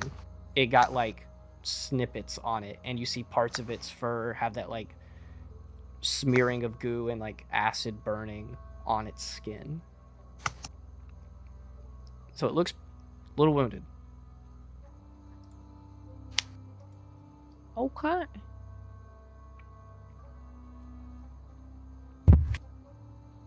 Do we know?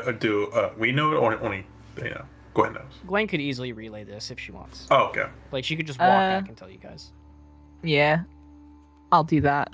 Cool. You walk back to the group at a safe distance where you're pretty sure you're not going to get spotted by this thing. Relay what I just said. This thing's clearly been attacked by whatever you're tracking and is essentially fighting back against it. I knew these spores were good. But I wonder what scary thing's gonna attack and kill a boar like that size. That thing. You said that thing's damaged, right? Mm-hmm. Well, these holes are pretty big, so. I'm going to approach the boar, with the intention to cast Speak with Animals and talk to it. So I want to approach very calmly and go into it trying to persuade it that I have good intentions and then talk to it. Sure. For the benefit of the doubt, I would like for you to roll me an insight check first, just to see if you think it is possible to, in the first place, persuade this guy. It's a 15. A 15. Do you think there's a shot, but this thing looks very angry and very riled up, I'll say. Like, it's already been attacked and agitated. You would need to not pull off a miracle, but pretty damn close to get this thing to, not immediately attack you. Just based off of its behaviors and its movement. Sure. I'm gonna pause once I kind of take that in and see that it's agitated. I will pause and think to myself a little bit, and then I'll look back and be like, I don't think I'm gonna be able to do anything for this. Does anyone else have any ideas other than, kill it? Kill the boar? Well, it's gonna attack us, or we're going to attack it. Does anyone have any booze on them? We could also just maybe see if, I don't know, the thing comes out of the hole and starts going at it with the ball. It's true, we could wait. Wait, how far away is the holes?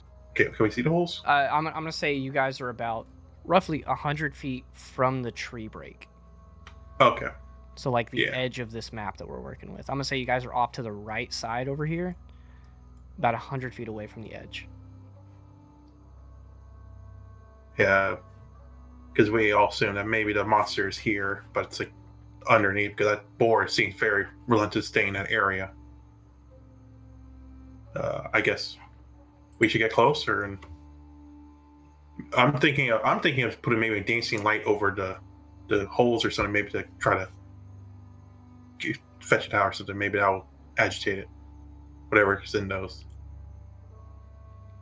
Anyone else have a better idea? Guess not.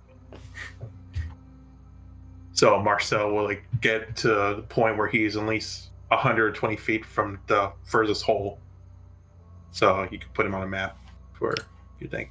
Yeah. Or I mean, that's only a couple feet from there. Yeah, you would only need to scoot up a couple of feet. If you want to cast Dancing Lights, I will say the one restriction on that is if you cast Dancing Lights, I'm pretty sure the cantrip description says that it makes 4 and they have to be within 20 feet of each other. Okay, yeah. I'll just do that would, I believe, make a line straight to you if you chose to do that. Definitely. So if you want to do that, you absolutely can. But those dancing lights are basically going to be pointing at you. If anyone has a different interpretation of that, I don't have the description up in front of me. But... No, it's I'm reading it right now. Yeah, that's pretty much how it goes. Why aren't we just killing the boar? I don't understand. Wait, no, wait. What I'm talking about? Of course, it can be a different. I don't need it to. I don't need it to be like horizontally different. I can make it forward and vertically over over a hole. So still be. Wait. The distance on this is 120 feet, right? Yes. Oh, you could just cast all 4 over the top of it. Never mind. Yeah. So, Yeah, just make a big light there. Sure, that'll work. You want to go ahead and do that? Marcel's reckless. He's not gonna wait to plan. yeah. Look up. Cool. That's his fingers. You walk forward a little bit. You cast dancing lights, and a big, like, glowing light appears over this closest hole to you guys. When you do that, the boar is, like, over here, so it doesn't immediately notice, but you feel a little bit of rumbling in the ground as a huge set of pincers begin to shoot up from the hole and snap at the light. And I need everyone to roll initiative.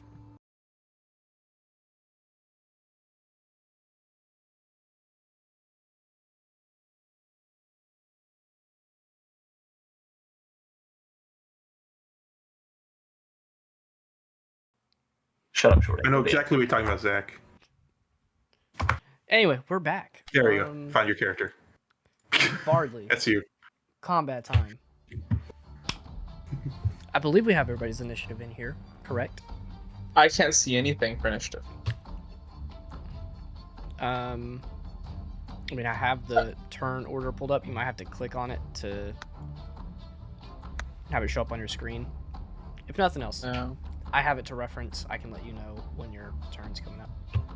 Yeah. Sounds good. Or you can look at the stream. Oh, you're right. I can't. Oh my gosh. You're right. That's great. Look at all the special things. Uh-huh.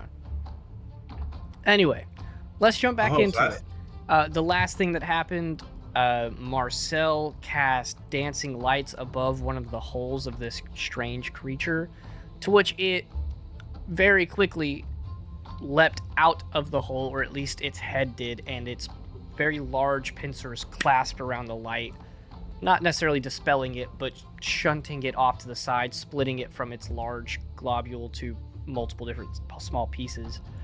A little bit of grayish black, not ooze necessarily, but just like this smooth, acidic, jelly-like substance on its pincers as it does that and then burrows back down.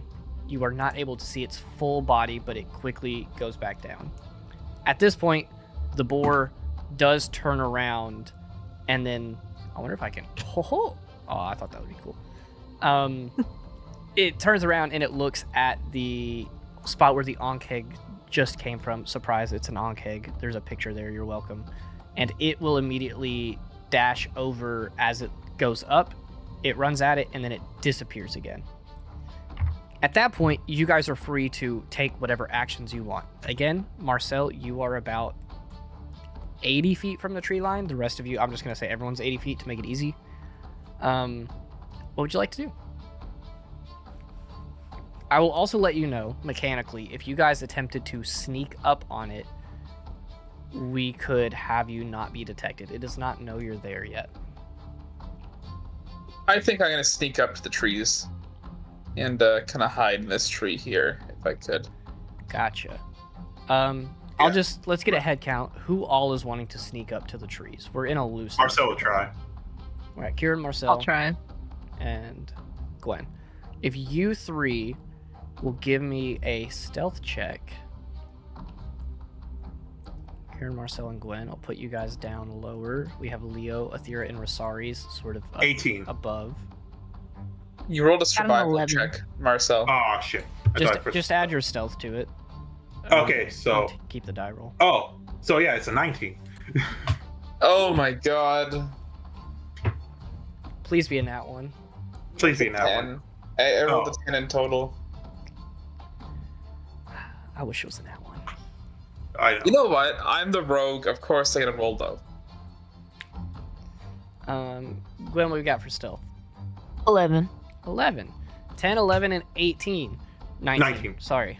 My bad. Does this giant boar detect you? No. you guys head a little bit more south than the rest of the group, arcing around one of the like big trees just on the edge of the tree line. Because you're stealthing, only Kieran would be able to dash if you want to, but you three are effectively unseen, moving closer. I'll say now you're about 50 feet from the map at this point. My three Alright. up top. You guys are not stealthing. What would you like to do? Athera, Rosaries, and Leo, who I guess I am playing.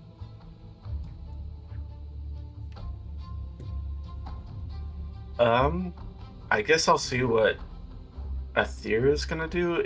If not, I guess I'm just gonna not stealth, because that's not gonna happen, and just walk straight towards the boar in the hole. Depending on what Athera does.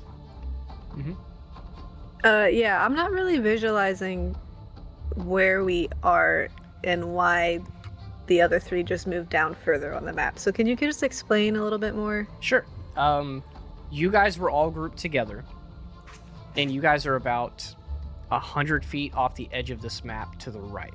When this map just sort of ends at the tree line of this clearing. So you guys are about 100 feet to the right.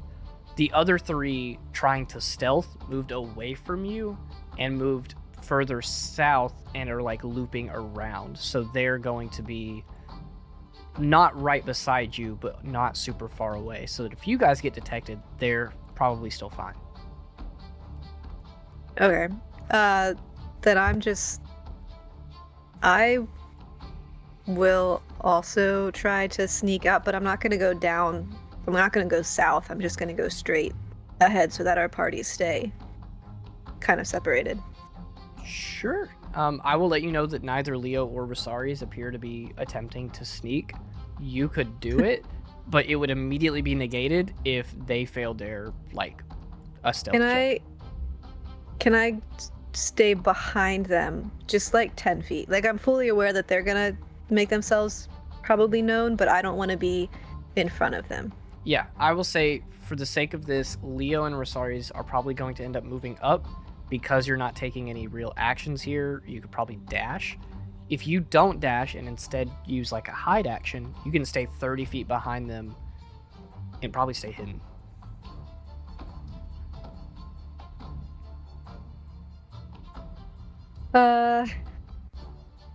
Yeah, no, I'll dash and I'll just stay right with them. Cool.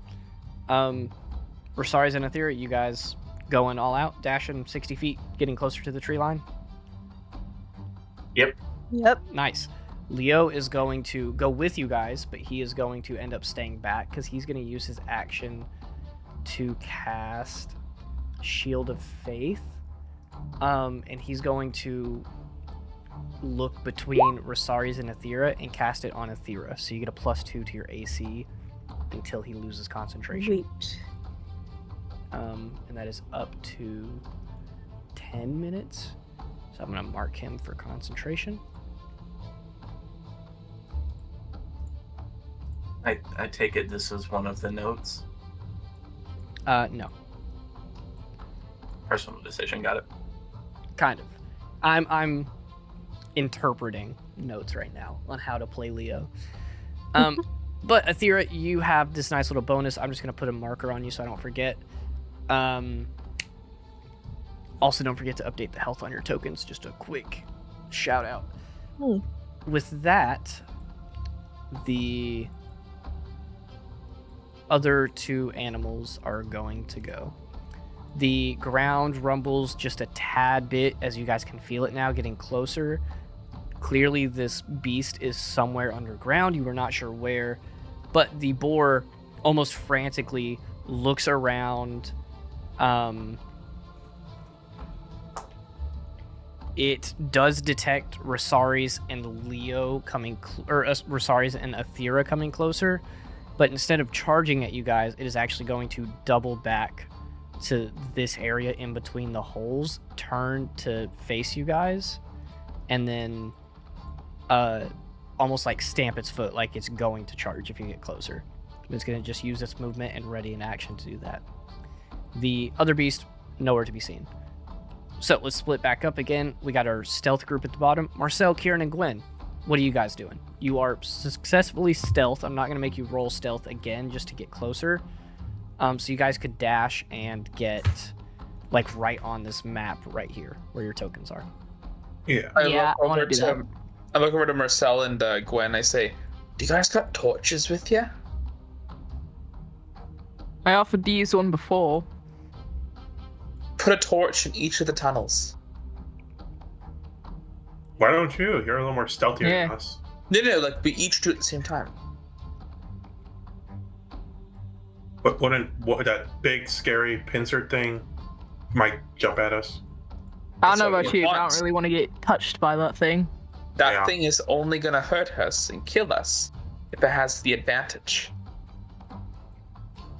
Once it's out in the open, we can make it full of holes, can we not?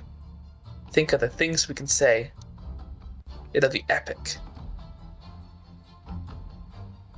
Or so, once I see it, I could just mark it, and then we'll know which hole it's in. And there's also a boar. That's true. Whatever. I'm gonna just dash forward to the next tree. Cool. Yeah, pretty sure all of us With are you doing guys using all of your movement, Kieran, actually, you could bonus action dash and get another 30 feet from where you're at, but you guys make it just inside the tree line, a little further south, probably about 50 to 60 feet from your companions who were still further north than you. Yeah, I'll go a bit further than the rest of the group because they made me mad. Cool.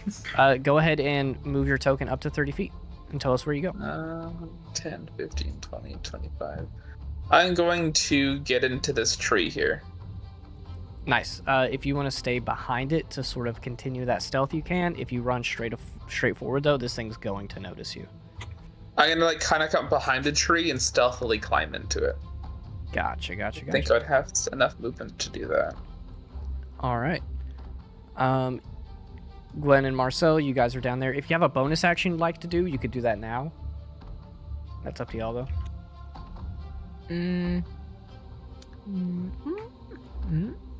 Maybe? Maybe.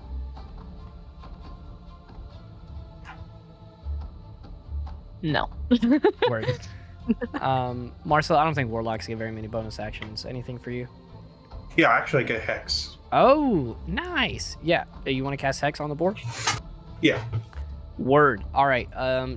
Describe that to us. Tell us not only what that does, but what that looks like. It's like, all right, I have done this. Let's try it out. Pulls out his sword, jock. Okay. Thinks for a second. Oh, right. Grabs his finger. Starts like doing some stuff, like scratching some kind of thing, and just his name Marcel. And then if that name fires at the boar, and then the name Marcel hits the boar. The name Marcel hits the board, digs into it, and then the letters slowly like morph and get into this little shimmery, almost like field that sucks into the boar. And Hex lets you pick a skill to give it disadvantage on checks with, right? What skill would you like? I will pick dexterity. Nice. Let me write that down so I don't forget. Sick. Hex on dex. And I believe that is all three of you. Doesn't deal any damage yet, but if you hit it, you're going to deal that extra damage. Oh, thank you. All right. We move back up to our top trio. Rosaris and Aethera, you guys are sort of in the same boat. If you dash again, you'll get further in to like this tree line. Sort of catching up to your allies. Leo is going to follow you though.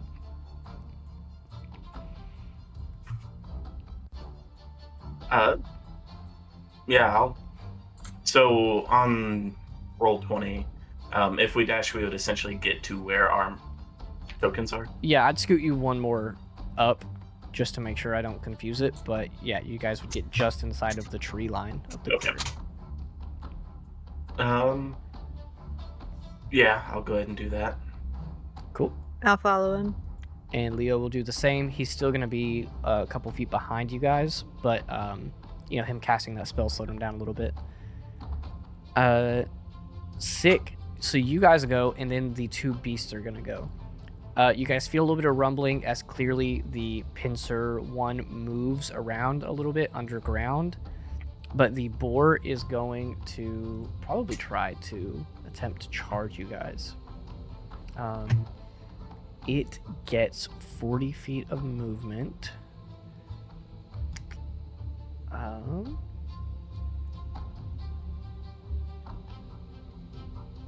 I'm going to say it can't dash and attack you, so it's instead going to move 40 feet towards you, closing just over half the distance between like Rosari's Aethera and itself.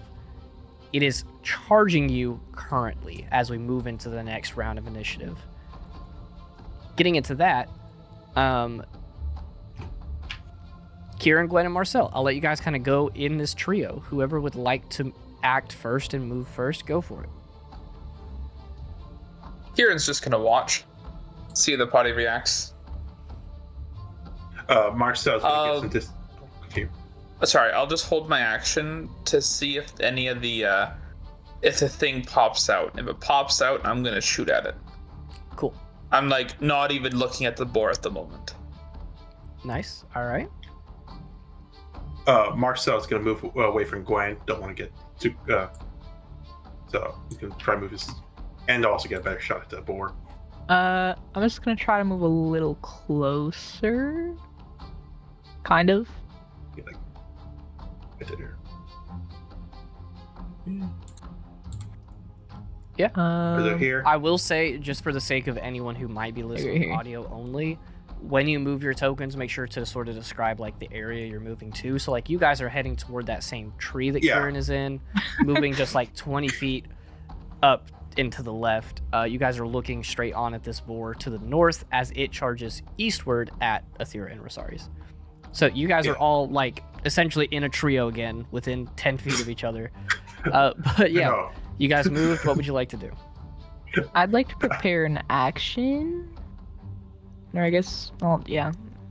If the, like, claw boy comes out within range, I want to cast Hunter's Mark on it. Sick. I will All say right, and- that is a bonus action, and I am feeling so gracious as a DM. I will let you prepare both a bonus action and an action, since you're not doing either one this turn. Then I guess for the actual action, if the boar actually ends up hitting someone, then I'd like to shoot my bow at it. Cool. Marcel? Marcel actually moved 10 feet up here. His last final movement. Gotcha. And- You move up, Gwen follows you, and then you're like, no, and you scoot 10 feet up. You actually hold an Eldritch Blast if when the boar hits Rosarius or Aethera. Sick.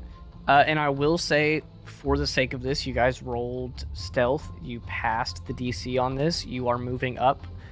You guys will be rolling with advantage. You guys are, getting a stealth attack on this thing. While that's happening, though, Aethera, Rosari's, and Leo are able to respond. Leo is going to catch up to you guys with his movement. And actually, he's going to have just enough movement to... I will let you decide how this goes, Nat, but he's going to attempt to sort of shove Aethera back and hold up his shield in front of you. I'm stunned. I don't fight back. I let him. Cool. He's going to swap y'all's places, get in front of you, and hold his shield up. And simply take essentially a dodge action. He's just defending. Rosari's. I am going to look at Leo doing that, and I'm just sort of gonna, you see him just nod his head, and then he turns towards the boar, and he starts walking forward towards it, and basically meets it head on. And as he's running towards it, you'll see the name Kata light up from his shield, wrap around the shield, and then pop off to where there's just a blue light shield, and then it goes onto him, and he's going to cast Shield of Faith on himself. Nice. Mechanically, you actually running up to the boar stops its charge attack. It will still take a tusk attack at you, but it cannot use that like charge bonus because it has not moved 20 feet this turn. And by the way, I would like to go ahead and take my attack since Shield of Faith is a bonus Yeah, action. I'll let you do all that first, and it's gonna sort of almost react to this as it was holding an action. Oh, that was almost an 18, but now it's a 7. Moving forward with your shield up, you try to sort of take a swing and you just catch it on the tusk and it doesn't quite do anything. It just kind of chips into it a little bit.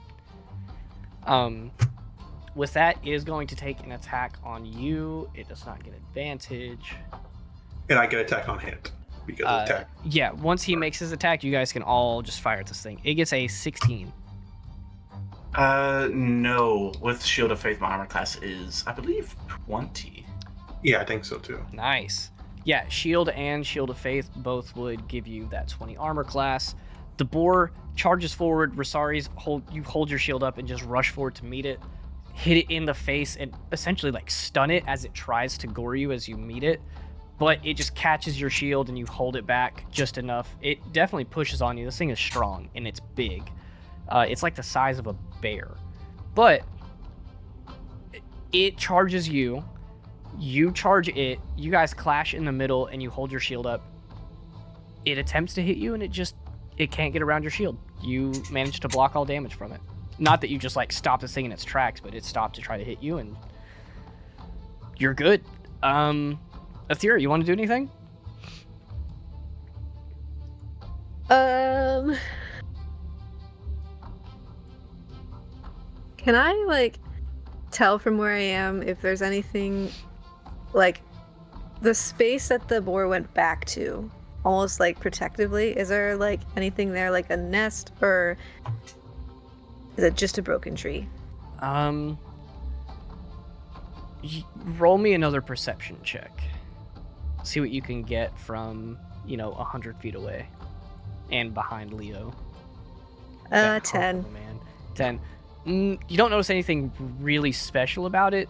You do see that tree does have those markings on it like before, but this time it has both sets on it, unlike some of the ones you've been following that just had the bigger set. Mm-hmm. Yeah. That's all I'm gonna do. Looks like Rosaria's got it. Cool. With that, before you guys make your attacks, Leo is actually going to... Also, I'm dumb a little bit. He could have dashed and cast Shield of Faith because it is a bonus action. But you live and you learn. This is why you don't let me kite your character, because I will make you're mistakes. DM. You're not supposed to keep track of that. I'm gonna be honest, I was thinking about it, but I just didn't care because it's Leo. It's Leo. He's going to drop his concentration on Shield of Faith since Aethera is safe behind him, and he is going to cast Bless on the 3 that are sneaking. Yeah. I am noticing a theme, and I am not happy. I need to move Marcel to put this yellow token on him. Okay, you guys have Bless. Leo's in front of Aethera. All 3 of you held your action to attack, right? If you guys want to unleash all 3 of those at this boar, you can go for it. But I wasn't waiting for the boar though. Yeah, those who was are gonna actually say. waiting for it, the ANCOG. I will let whatever you guys it's called. decide now. You don't know if the other creature is going to come up. You can either shoot at the boar or take a chance that it comes up, especially within your range, and shoot at that. I'll let you guys decide. Well, Mark's I'm already gonna picked 4. shoot at the boar just because I have the hunter's mark thing ready for the other guy. I'm still gonna wait, and I'm gonna grab my food too. So Gwen, do you want to cast Hunter's Mark on the boar and shoot it, or just shoot it? Hello? No, just shoot it because the hunter's mark is for the pincher just guy shoot if he it comes for- up. Word. Well, you're going to attempt to shoot it, right? Yeah. How'd that roll turn out? Oh. There's a certain Kieran that's in your line of sight, so maybe. Maybe. As long as it's Kieran and not the other person that's near. Yeah, that's why I moved away. Like, I don't trust Gwen. I'm Actually, you know what? I'm gonna roll my DM dice over here. If I get really low, you're gonna hit an ally because you have 2 allies like within direct eyesight of you shooting this thing. Oh yeah, Rosaris as well. Chances are, it should be fine. Let me roll Yeah, mine. you're good. I'll let you describe to me why you hit a nat 1 on this shot. Maybe you shoot into the tree. Maybe you shoot and it bounces off Rosaris' armor. How does that go for you? I got a dirty 20 for my Eldritch Blast. Cool. A bird kind of flew in my field of vision and it just fucked me up. A bird flies through. All of this noise and commotion from these different animals causes it to fly from the tree, and you look up as you release the arrow and just flies past the boar. You know, it doesn't fly past it though. A good old Eldritch Blast directly to the body. Marcel, what's the damage on that? Okay, the regular damage is 13, and then I add my a hex. Which is a D6, right? Yep, so 19 damage in total. Because I got maxed up both. Yeah, that's a good amount of damage. That's a lot of damage. Go ahead and describe to me what that hit looks like. I love being an adventurer! Just like puts on his arm, and it's just like a giant beam of enthusiasm just blasts the boar. This beam of pure enthusiasm shoots forward, and as Rosari sort of locks with it and it scoots him back as he locks behind his shield, you hit it in the side of the face and it sort of like knocks it over as it is effectively like not stunned mechanically, but like it got hit so hard in the side of the face that it just like completely, it's sent reeling, and you just knocked this thing like its brain loose. It's looking rough. So that's y'all's ready to actions. Kieran's gonna see if he can't wait for the other beastie to come up. But before that happens, it's going to be the boar and the other one's turn. The boar is gonna go first. Rosaris.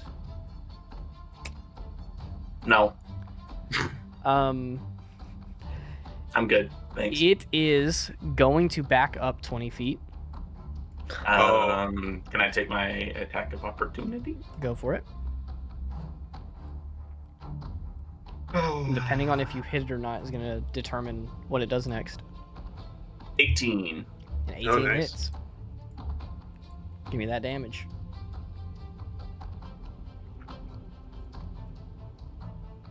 Seven.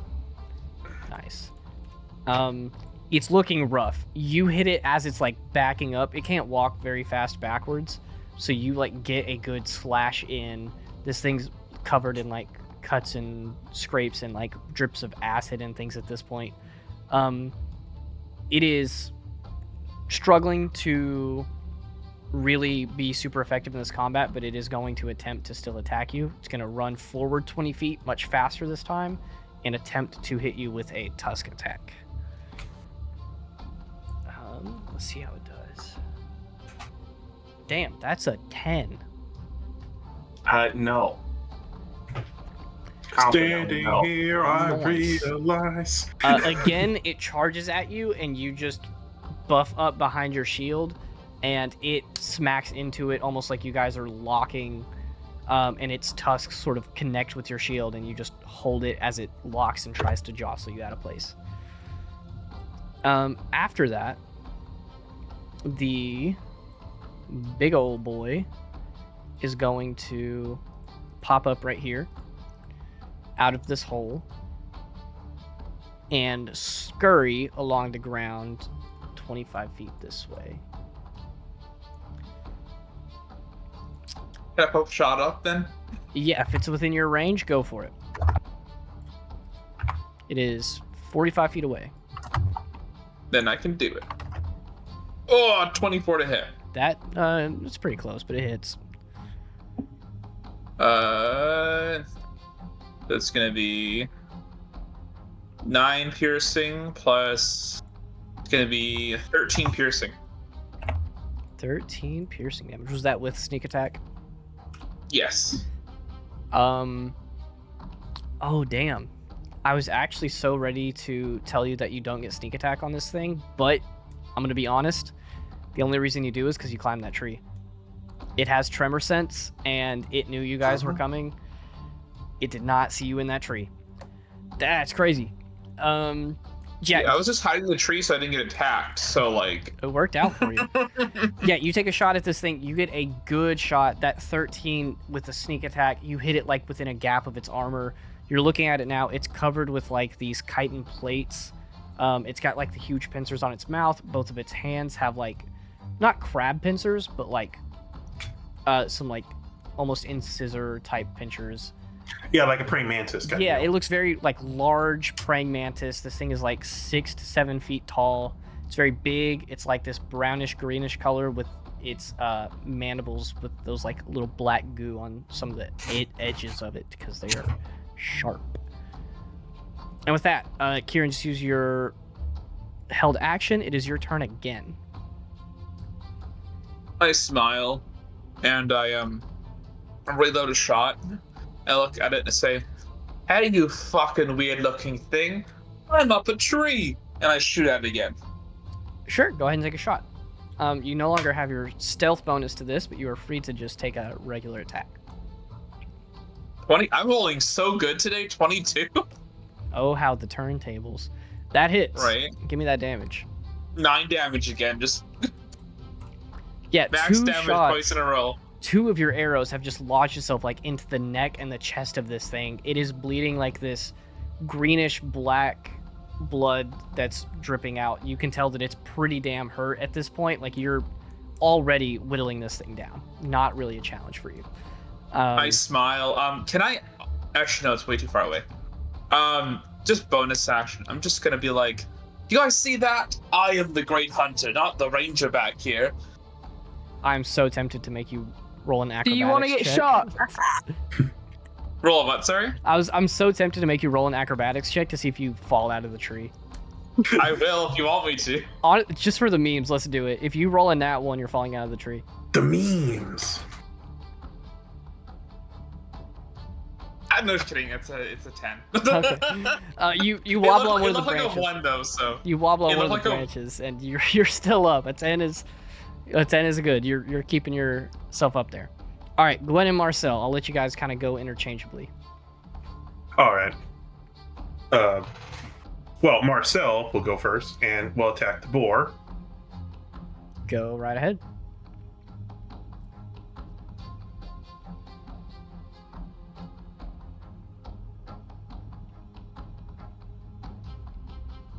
Yeah, 24. I need to roll for bless. Yeah, that's gonna hit. I was like, oh. And 11 damage plus hex. 6. So 17 damage. Cool. It has -9 hit points. This thing is dead. I will let you describe what that looks like.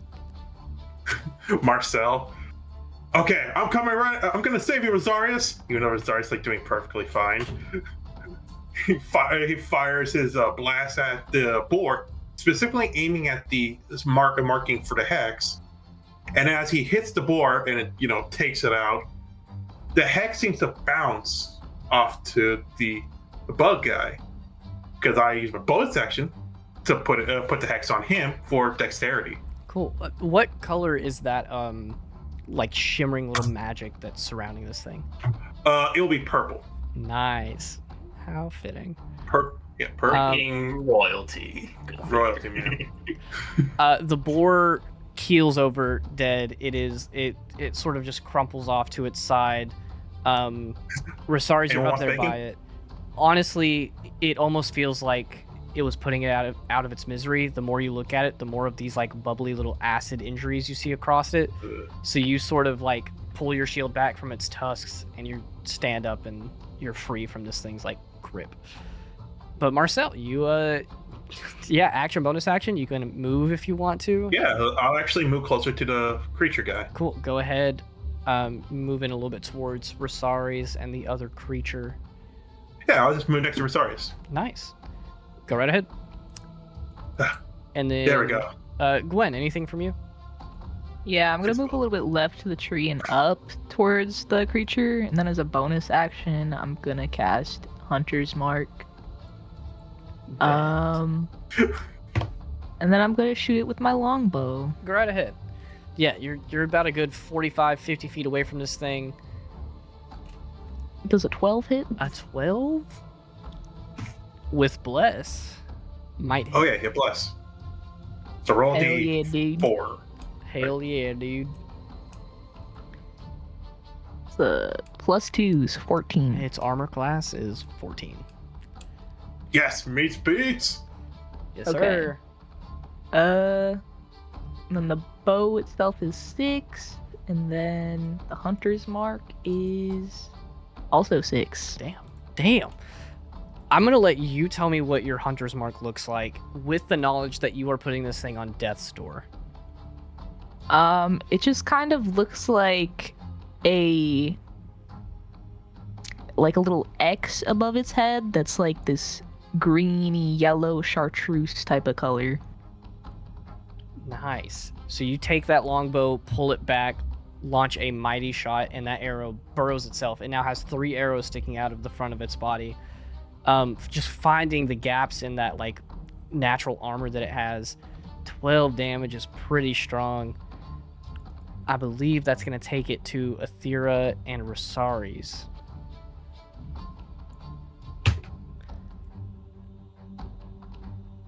I know what I'm doing. I'll let Athera have a chance before it goes down. Yeah, Tara. What?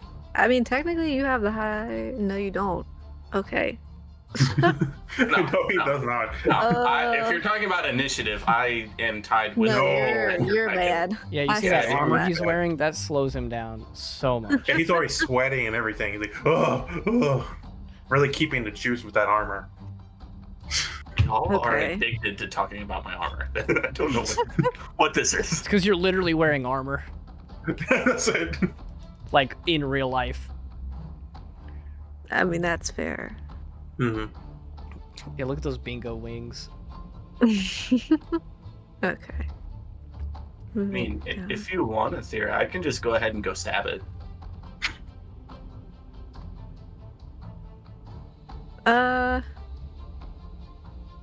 Yeah, let me think. Because I was really expecting you to go first. I thought you were higher. But it's okay. I mean, You I- expecting him to go higher? I think we're just going at the same time. I can go if you want. Yeah, I'm letting you guys go interchangeably in these little groups. Yeah. I'm going to follow whatever you do. So you do your move first, and then I will follow. In the name of the best gaming quote ever. Leroy! Jank it. And, all right, yeah, I'm going to go ahead and, appreciate the fact that Marcel just absolutely shredded this boar with the help of the tree people over there. And then I'm just going to go straight at whatever this new fun creature is. And I'm going to specifically try to attack where the grouping of arrows was and Yeah. just try to lop that part of it off. Go right ahead. Give me an attack roll.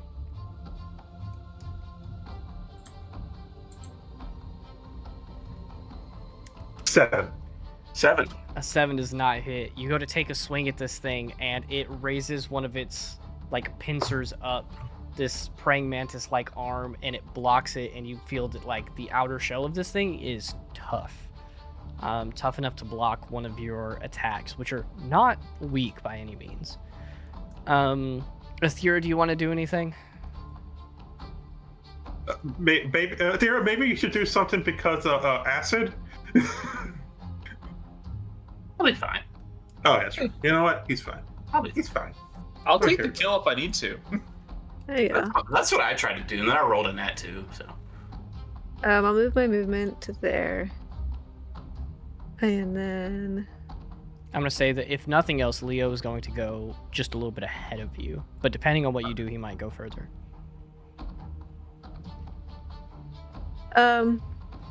Okay. If I... This feels like it'd be such a waste. But if I wild shape, do I get... because I already spent my movement, I do not then get my beast movement, correct? I want to say no. Off the top of my head, that That sounds like an accurate assumption, yeah. Yeah. I say to save my hide, it's fine. I think I- we'll just watch Rosaris get attacked as a creature. This is actually going to be interesting. We let's- never saw this thing fight. Yeah, This we've entire- not seen it attack. We might as well Yeah. watch it, you know? Yeah, let's just watch it. Let's give it a I'm round, also- guys. Wait, I'm, I'm Rosaris also has confident 20 in AC. 20. Yeah. Yeah, he's good. This is Lucian's block just saying this is a bunch of idiots. I am going to use my bonus action to wild shape because why the heck not? Are you And going to watch it to a boar? no, Oh. first time seeing a boar and it's going to be a dead one. No. Yeah. Puts the Um, wall tape into a dead boar that might Yeah, that would be so helpful. So sad. Oh. A wild shape into a direwolf.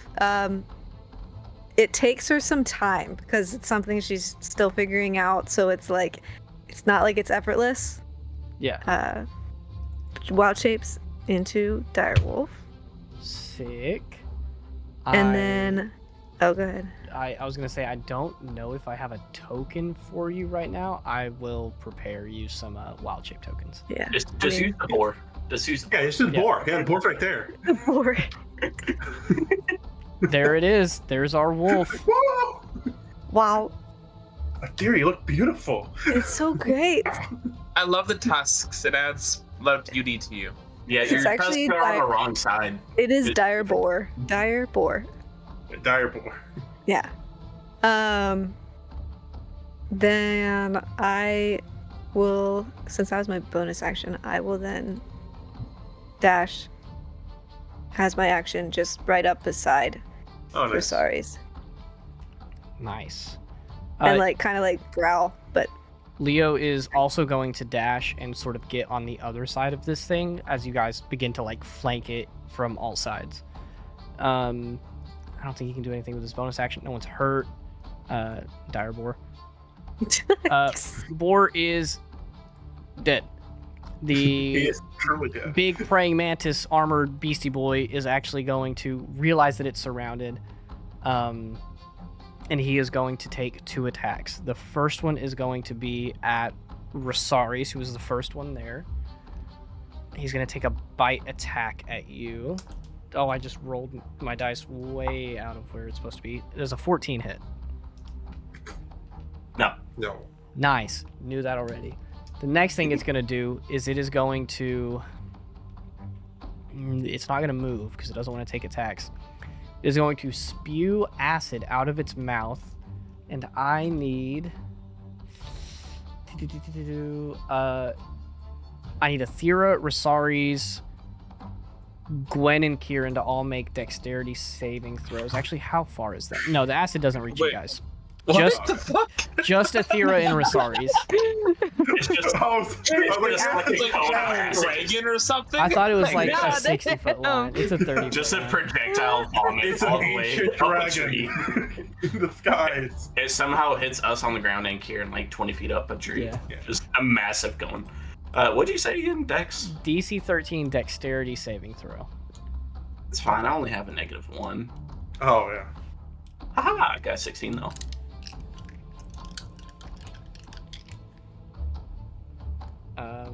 Athera, what'd you get? 9. Nice.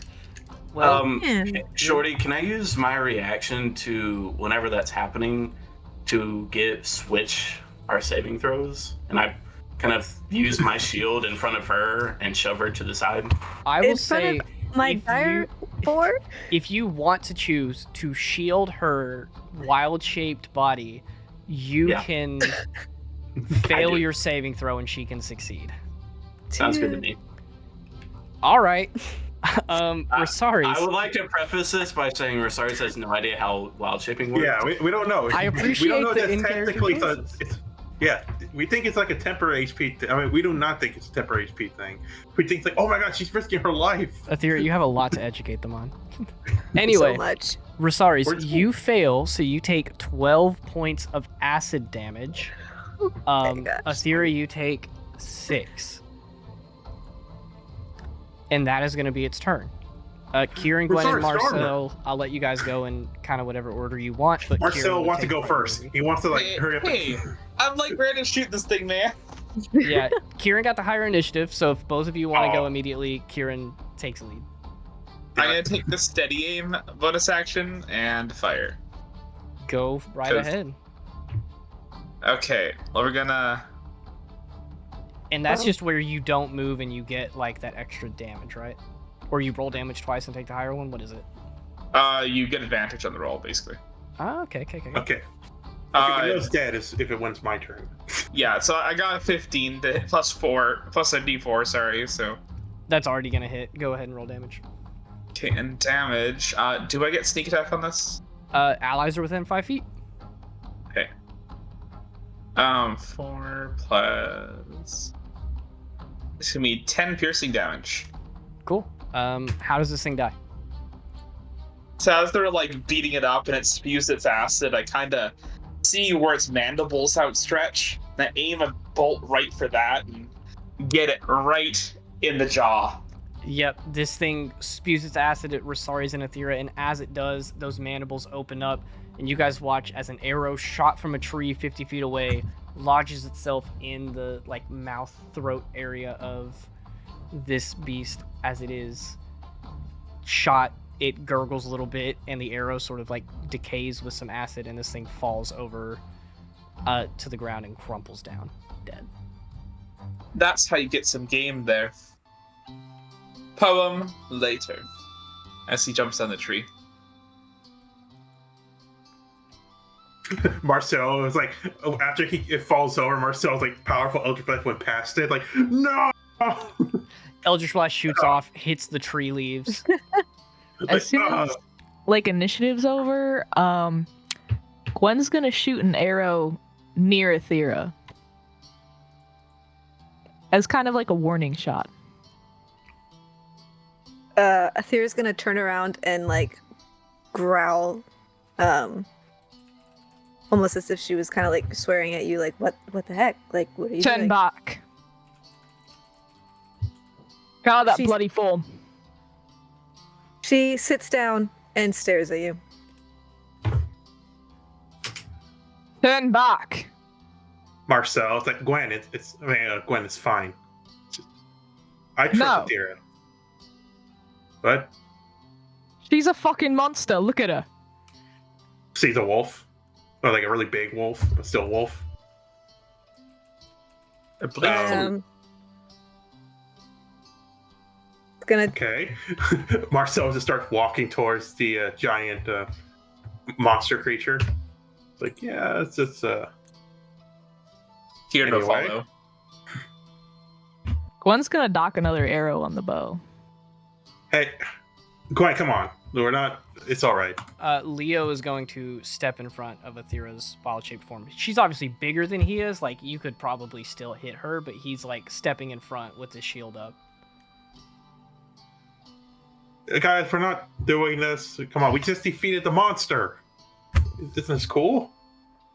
Gwen, are your feelings hurt? Because you don't need to be that hurt.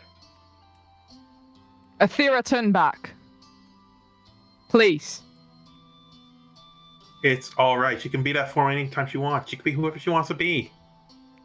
I Right will, she's gonna, there. like cock her head like she's really confused. Leo attempting to play the pacifist, holding up his shield, will, like, say over his shoulder to Aethera, like, we can sort this out later. I just don't want to deal with us fighting right now. How about It's we- fine. Gwen's not going to do anything. We're all here friends. Gwen, Now, talk for me, Marcel. we're all friends here. Now, Gwen, come. I'm gonna get the head of this creature, and we're gonna bring it back, saying, "Hey, we killed it." Marcel's like confused by this random bounce of anger over a wolf, and he's gonna try to remove the head of the creature. Sure, it's gonna take you a little bit of time. I'm not gonna make you roll for Yeah. it, but it'll take you a couple minutes to, like, get this thing sawed off. It's got, like, that chitin armor on it.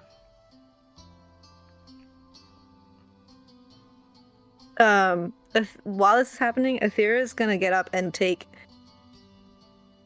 she's gonna move just in front of Leo, and like, not.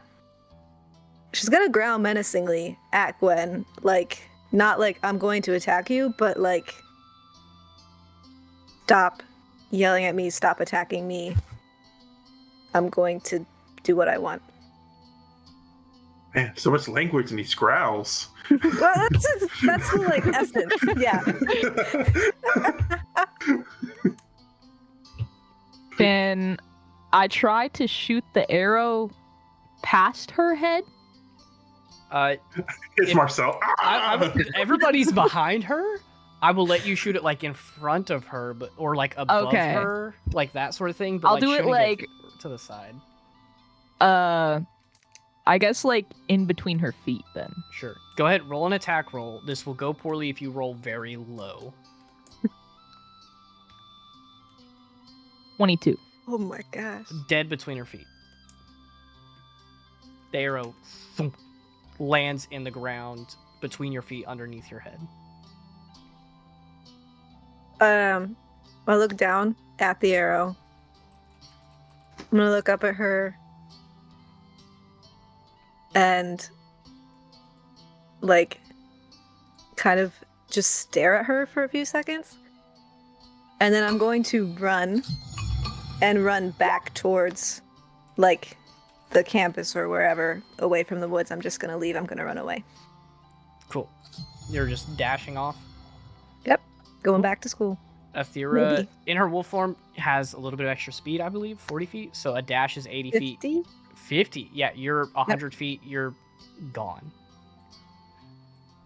You zoom out of there super fast. While all of that was going on, Rosaris was laying on the boar, trying to like rub all the acid off of him. And so he has no idea what's happening. As you're over there rubbing some of the acid off, it's like corroding at pieces of your armor and like even the leather straps in between. Leo's gonna walk up. He's going to sort of like tap you on the shoulder a little bit with his free right hand. You're like wiping parts of it off. He's gonna go ahead and cast Cure Wounds to heal you for 8, and then he's gonna look at your armor and just say like, "Could I help with this?"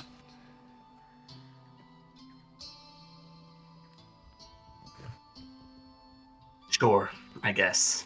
He sets his shield on the ground, looks at you with almost like a glare, and with both of his hands, like, draws over some of the, like, parts that are decaying and eroding.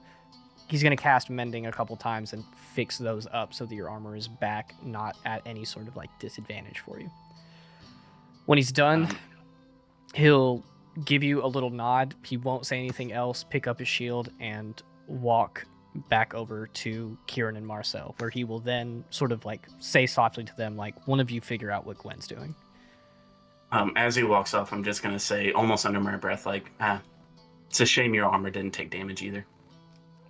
I'm gonna roll perception for him. He heard it. Cool. He is going to hear that, elect not to respond, and then continue walking to try to get one of the others to solve whatever's happening.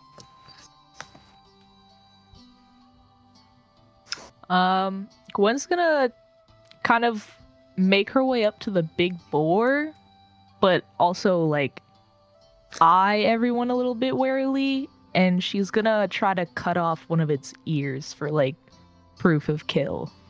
Sure. I mean, I'm assuming you have like a dagger or something on you. Cutting off an ear, super easy. Takes you not even a minute. Marcel, after a couple minutes while all of this was happening, you do get the head of this big creature, whatever it is. You don't really know. I mean, we over the table know it's an onkeg, but this huge praying mantis-like thing, you take its head off. It's got the mandibles. It's got some acid on it. It's got like these tiny little black beady eyes. It's got like these armor, almost fans that come up from its head and go back. It's got some armor in the back on its neck, but you found like a slit to just go through.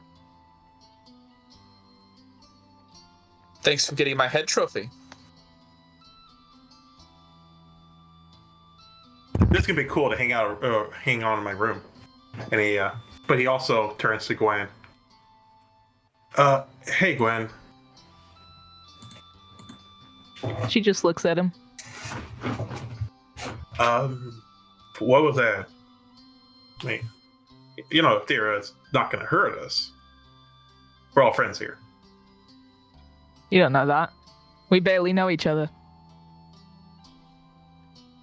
And I trust you guys, because you guys seem like pretty cool people. I mean, heck, we met each other in just an orientation, and you're around my table.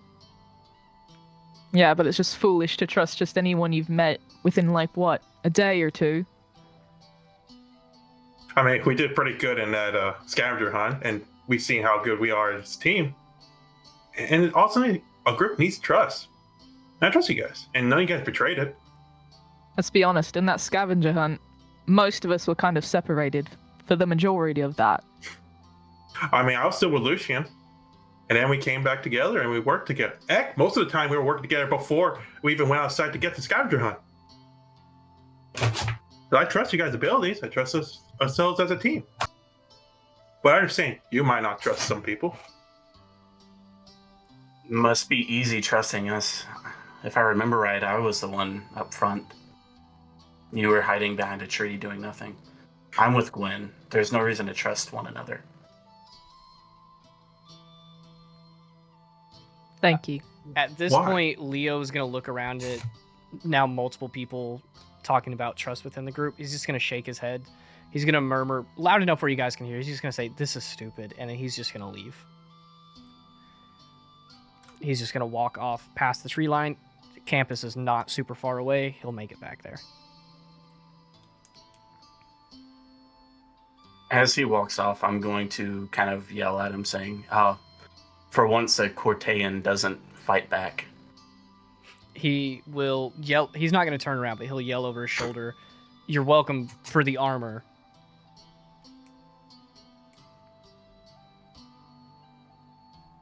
Guys, sorry. Go ahead, Marcel. No, I was about to say, guys, this is not like we won. We were victory. Look at this. We barely even got hurt. This is amazing. None of you got hurt. That's correct. Most of us were pretty far back. It was mostly Rosaris up front. Exactly. So, and you trust in our ability. And we defeated these things before it could hurt anyone else. Rosarius knew the risk. I mean, that's why you cast Shield of Faith on yourself. Yeah, use his thick skull for something good. Because you know you can take more damage than me. Yes.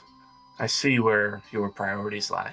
And I'm going to start looking at the boar. I want one tusk from the boar, and then whatever pieces of like armor or like scales I can get from the other thing for like smithing purposes, making weapons. Sure. Go ahead. Give me a. Would this be? I feel like it'd be nature, right? Because it's intelligence based. Sure, whatever you want. I'm gonna suck at it either way. It's intelligence, man. It sucks. Everyone sucks at it, pretty much. I'm gonna let you decide for me. With Rosarius's, like, you know, history, backstory, whatever you want to do with this, would the way that he's going about this be from an intelligence standpoint, which is more like I know of this, I've read it, I kind of know how to do it, or is it more wisdom based, which is like someone showed me how to do it, I know the motions, I have experience? This is my first time doing it, so it would have been like I was verbally told about it at most, or I read a book about it, so I think it'd be intelligence. Yeah. I like that. Give me a nature check then, just to see how much you can scavenge here. 16, and as I'm doing this, I don't say a word to I think there's just the three of you still here at this point, right? Yeah. Solid. Yeah. To get safely without potentially damaging either your weapon or the materials, you could get like one of the sort of like claws that larger thing had, and like one of the plates on its body, not super big, but maybe like could be a fitting like shoulder pauldron or something like that. And then for the boar, that's not really hard if you want to grab some like leather from that. I just want to walk up to the boar as I'm leaving and grab the tusk and just rip it out and then walk back to campus. Sure, that'll work. You grab one. essentially like snap it off and just break it off from its mouth, take it, and leave. So who is left here now? In this Gwen, Kieran, and Marcel. Gwen, Kieran, and Marcel. You guys stand sort of in a almost triangle-like formation looking at each other. The rest of the group, sort of in a fit, has left you guys. How do you proceed? What do you say to each other? I'm just gonna look at the creature I killed, and I'm gonna look over for a sack of acid from the spray I saw. I'll let you also give me a nature check on that.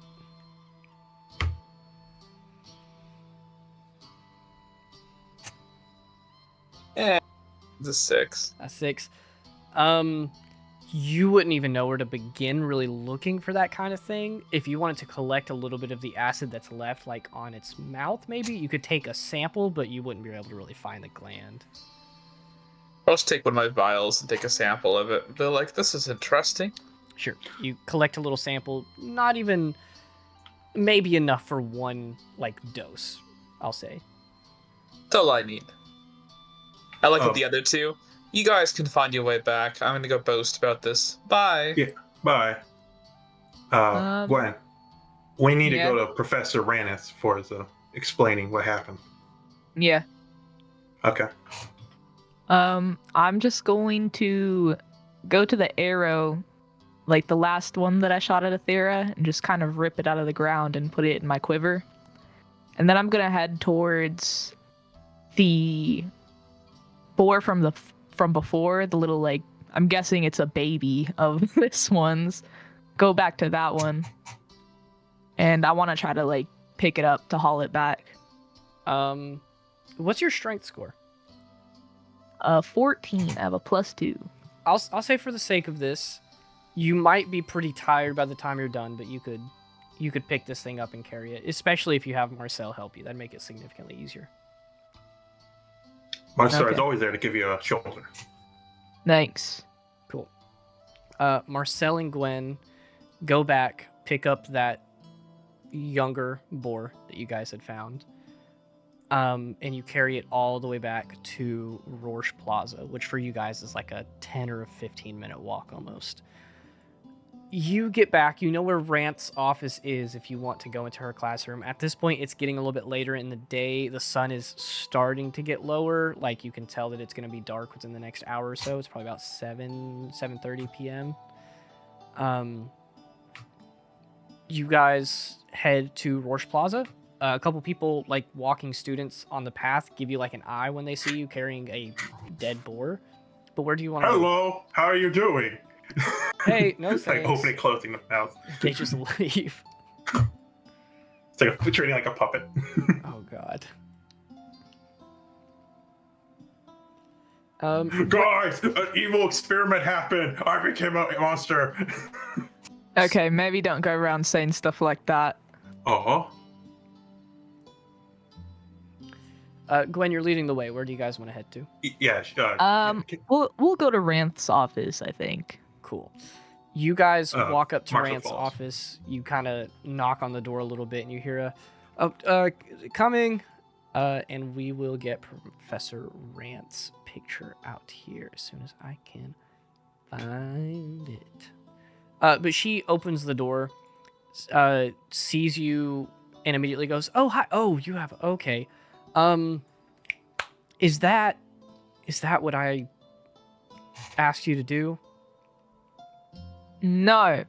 This is just something you might want to look at. I don't know. But we did do the thing you told us to do. Cool. She looks back in her office and just a second. She runs back in. You see her like clear off a table that's she has like this first area is her office, and then upstairs you assume is like a house. She clears off like a table beside her desk, wipes it down, sets like a cloth over it, and she says, "Oh, go ahead, bring it on in here." You guys walk in and gently set the board down on this table, which kind of creaks under the weight just a little bit. She looks at you and Marcel, and she says, "Well, tell me all about it. What happened?" Well, we were tracking the ball thing that my roommate told us about, and then we found this dead in the woods.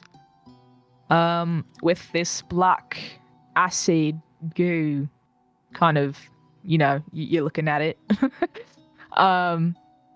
So we kind of just followed the trail of that, like, goo and these, like, holes. And then we found, I assume, this thing's father, I don't know. And it was trying to kill this one creature with, like, claws. And the claws had this goo. And we managed to kill both of them. They're still in the woods. It's in, like, this clearing somewhere. Yeah, I know where you're talking about. Mm-hmm. And the goo was able to like melt some armor, which is kind of interesting. Do you guys have like a piece of the thing that you killed? Like anything I could identify it from? I could take a guess Shows the just head. from the acid. Holy. Okay, yeah, I know that's an onkeg. That's cool. That's not good. Oh. Well, thank you guys for the help. I'm gonna have to see if we can't, when the upperclassmen get here, potentially send some people out to go see if they have a nest somewhere. What? How big is their nest? I wouldn't be able to tell you. I have no idea. Hmm. But So onkeg this are... isn't the only one? No, they are an invasive species, and if there's one, there's probably more. I highly doubt there's just one. Alright. I guess we were lucky, Gwen, because Yeah. our little antics. They could have swarmed us. Mm-hmm. So you said it was there with a boar? Yeah, it was this giant boar. Absolutely massive. Yeah, I mean, we have some pretty big animals out in the forest. It was probably a dire boar. That's fine.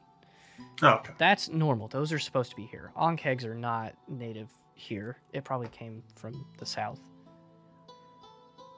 Well, that's great. Nice. Well, hey, mission accomplished. Get those bonus points.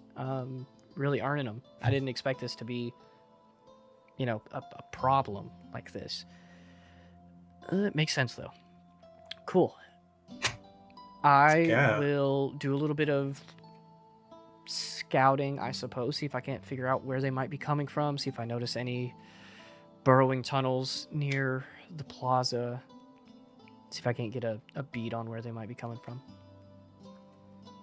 Yeah, if you need some help, you can always ask us. We're pretty cool about it. Wink. Yeah, we can help you out. I mean, if you guys want to volunteer to help me hunt out this nest, if I find out that it's not that big, I might, if you guys want to, ask you to go. Yeah, that sounds fun, right, Gwen? Was it too bad? Like, did you guys struggle with this at all? Like, how'd the fight go? Oh, it was. We were very. Yeah, it was fine. Yeah. Okay, I mean, you both look okay, so I'm assuming, but I also know it wasn't just the two of you, surely. No. Yeah, the only one that really took probably any sort of damage from it was Rezaries. Mm-hmm. But he's a tough guy. I mean, he's one of the toughest guys I know. Yeah. Right. Well, I'll definitely keep you in mind. I'm gonna do a little bit of reconnaissance on this. I'll let you know if there's anything you might be able to help with. Thanks. All right. Yeah. Thank you guys again. I'll get the rest of this taken care of. She gives you a little nod as she starts to walk you out of her office. Question for Gwen. After keeping the head. Yeah, she's gonna let you keep the head. She doesn't want that thing. Yes. Question for Gwen. After that little encounter with Aethera, would you say that you're like off at all? Like you're still feeling a little... It could be upset, angry, sad, like whatever that emotion was. Are you still feeling the like continuation of that? Yeah. It Cool. probably isn't as intense, but it's still there. Ranth rolled really high on her insight check. If you'd like to try to roll deception to sort of mask your emotions, you can. Otherwise, she is going to kind of pick up that you're not at 100%. And my DC for how I'm feeling is very low. Even though I have a -1. I don't think it's possible for you to hit it, but if you hit a nat 20, I'll give it to you. Nat 20! The first, like, actual nat 20 that we've had. I'm so mad. On Um, my beam yeah. dice.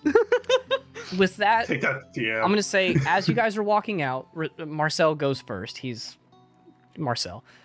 She's walking out behind you. She's a couple feet behind you. She's a little bit shorter than you, so you just know she's back there. As you're Like what you see. leave, Marcel. And Gwen, she sort of calls for you, and you turn around as you leave the door. You can tell that she doesn't quite know what's up, but she's picking up a hint of something. She's just like, if anything went wrong out there, you can tell me. I'll make sure that it gets handled. I'm not sure if it's anything you can handle. All right, just know, as a ranger student, and Marcel's a couple feet away, so she kind of says this where, unless he's specifically eavesdropping, he probably won't hear. She just says like, as a ranger student, I'm kind of like your go-to, and I don't want to like force that at all, but just making sure you know I'm here. Okay. If I feel more comfortable talking about it, then I'll probably come to you then. Well, hey, enjoy y'all's extra free time. Yeah. Thank you. She gives you a little smile and a nod as she shuts the door and goes back to do her work. Before we end this session, let's just do a quick how the rest of the day goes for everyone, what everybody's feeling, what they're spending some time doing. Let's start. I'm just going to go down the list here. Marcel. It's Okay, you got a couple hours. when Billy opens his door, the first thing he sees is the Aheg's head. It's like, oh, like, oh. Hey, look what I got from a mission. Is that And what you're then, doing with the rest of your time? Yeah. And no, then he's gonna try to hang it up on on some wall, so as a memorabilia of this day. Cool. I'm gonna say you go to do that. Billy opens the door and he just goes like, Jesus.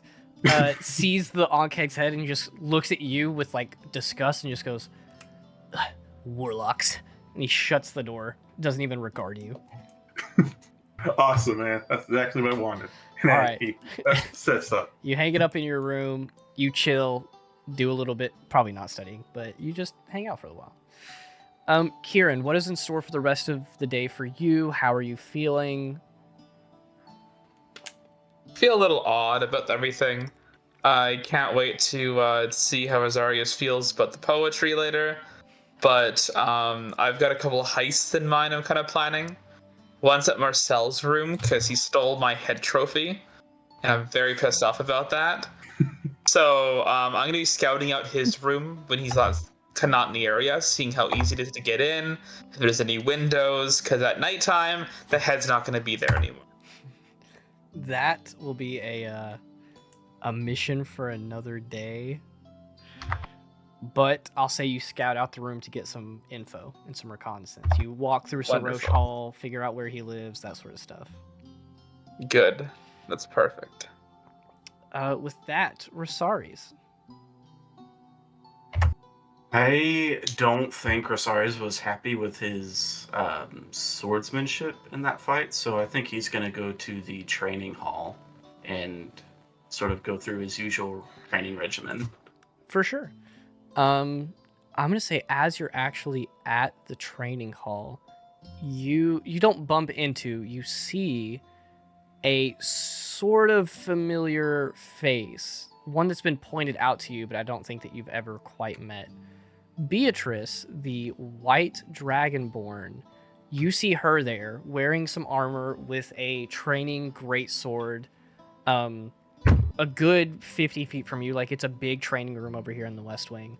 She is kind of going ham on a training W right now. Like, multiple times she has to like fix it and readjust it and pick it back up because she's like kind of decimating this thing. But you see her training very diligently over to the side. This is the dragonborn that was in Kata's party, right? Yeah. The one that she kind of pointed out to you to say, if you're going to attempt to get to know anyone from the group that I had at that time, it should probably be her. She seems like you guys would get along. Sure, I'll approach, and as soon as she probably knocks over the training dummy at one point, I'll walk up and ask her if she would rather have a live target to train with. You walk up, she knocks it over, and she's like kind of pantsing a little bit, sweating because she's like in, the full armor. She's got a great sword that she's swinging around. She just looks at you. She goes, "Your name is Rosaris, right?" I see you've talked to Kata a little bit, I assume. A little bit. She's pretty cool. She looks down at the testing dummy, sort of kicks it over to the side. She says, "Why not? Let's do this." You guys walk over to the sort of center. She says, "So, do you ask to get your ass kicked all the time?"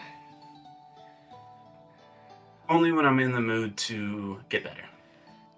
She smiles a little bit and she just says, "I like you already." And you guys train for a good amount of time. A good introductory, little session. Nothing too crazy. Athera, what is the rest of the night hold in store for you? So after I left the woods, I went straight back to Carnegie. Out of wild shape, went up to my room, and entered very just distressed. Like, if anyone's in there, they could see that I was very distressed. Go in. I'm going to make myself a cup of tea. Sit on my bed and just holding it. But I'm looking at the other side of the other wall, and I'm just deep in thought. And sipping the tea every once in a while. For sure. You get in there for a while and you have some sort of time to spend by yourself and reflect. You make a cup of tea, sit there and relax a little bit. As you're sitting there, after a little while, right whenever it gets dark, Kata does come back to the room. She walks in, obviously very cheery and happy, like she was hanging out with some people. She had a good time. She walks in, just notices that you're there, out of the corner of her eye, and she just says, "Oh my god, first day was long." And she flops onto her bed on her back, looks over at you, sees you sort of curled up with some tea, and she just goes, "Same for you."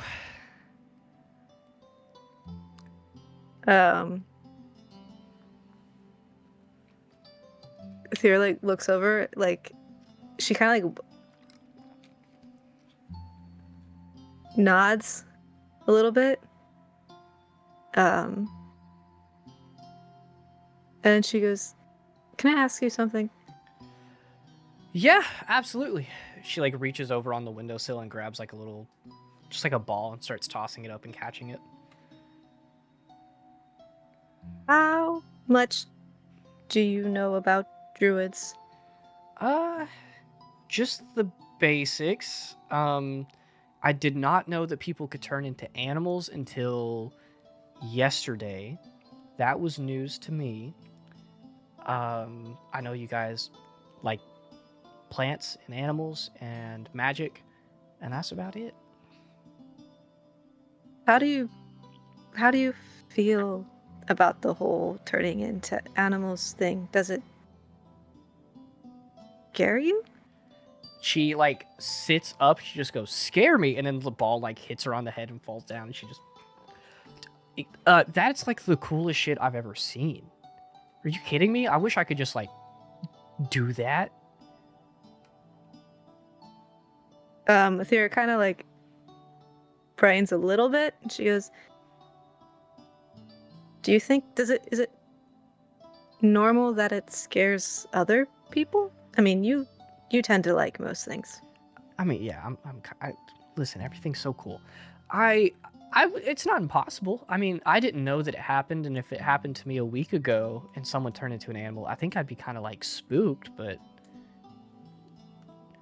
I mean, I'm sure there are some people who are just kind of anti-magic, people turning into animals might be abominations or whatever. It sounds kind of weird, but from what I've learned, druids are like the most nature-oriented class, but some people might think that people turning into animals kind of goes against nature, if that makes sense. That's my best guess.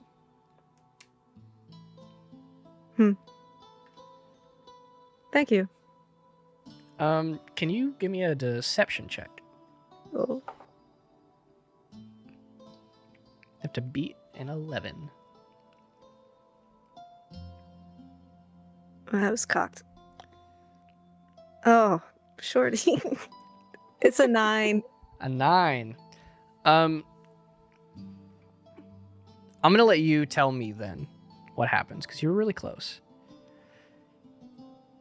Kata, I mean, she beat you on an insight check. It's very obvious that something's getting at you.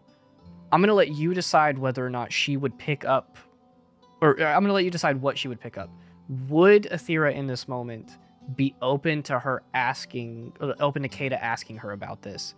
Or is it something that Kata might get the feeling of, I should not pry, I should leave this be?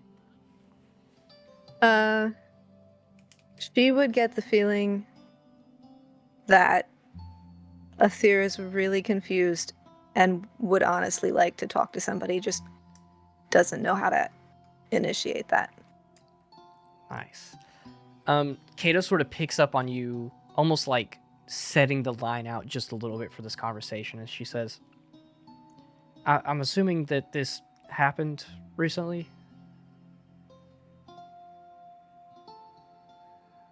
Athera, like, looks at her, kind of surprised. Yeah.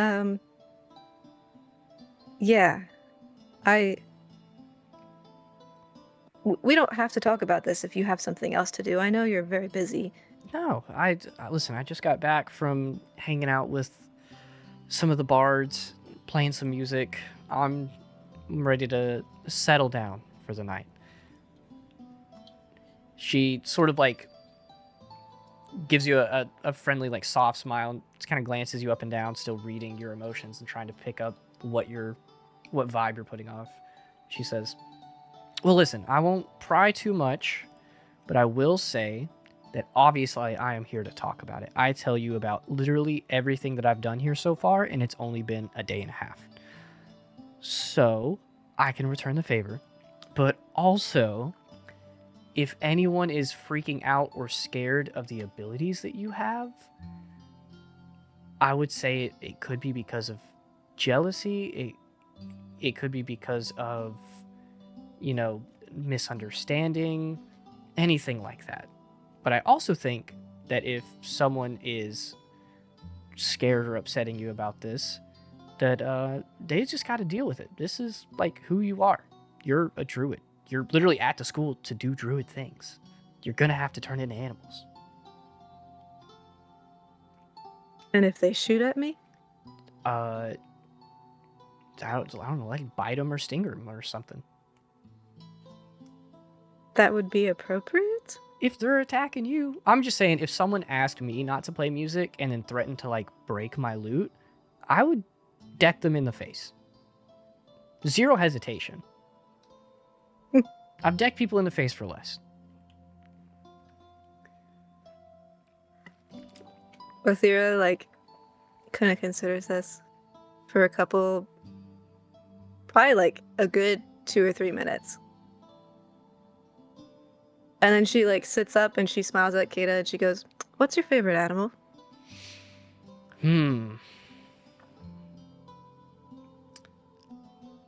I need Zach's input on this.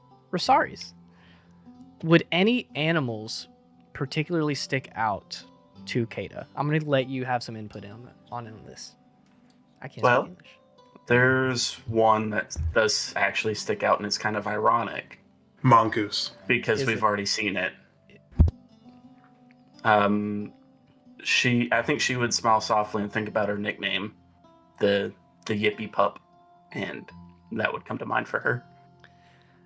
She smiles a little bit whenever you ask her, and she says, I've always been fond of wolves. They have just, like, this really cool and interesting pack dynamic that you don't see in a lot of animals. They really care for each other. They protect each other.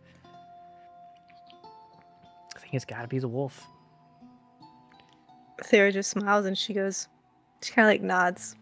I mean, there's And some then really she- cool fish too. Oh my gosh, no, I'm not doing that. She will wild shape into just a regular wolf. The room's too big or too small. She'll wild shape into a regular wolf and just kind of like cock her head. She like her jaw drops as you like transition kind of slowly, and she just her face lights up with a big smile. She grabs the ball and she holds it in front of you and she says, "Is this offensive?" And then she tosses it at you.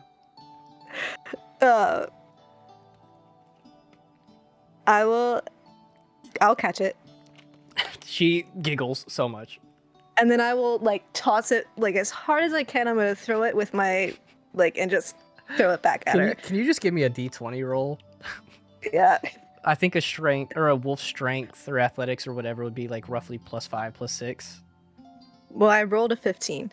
Okay, yeah. You launch this ball back and like she dodges out of the way and it bounces off the wall and just bounces across the room a couple times. And she just looks at you and she's just like, "That is really cool. I'm still processing a lot of things right now."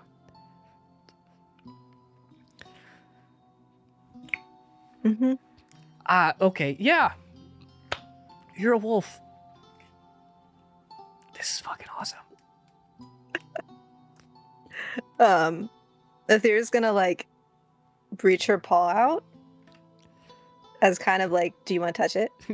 She gently takes it and is just like, "Whoa," and then she like pets the paw a little bit. She's like, "This feels so weird."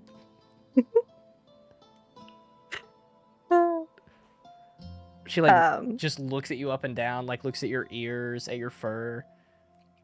She's like, "This is really cool.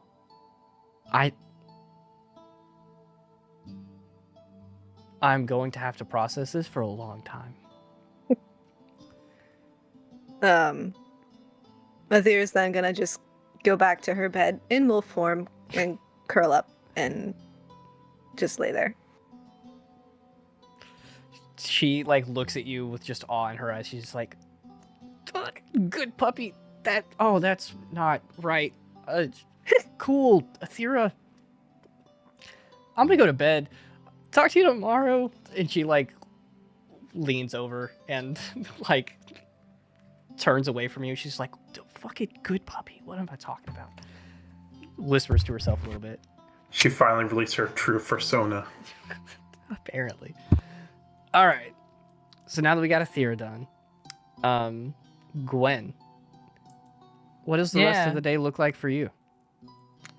Well, first I'm gonna stop and see if Nura House is open. Yeah, it is like the kind of go-to hangout spot on campus.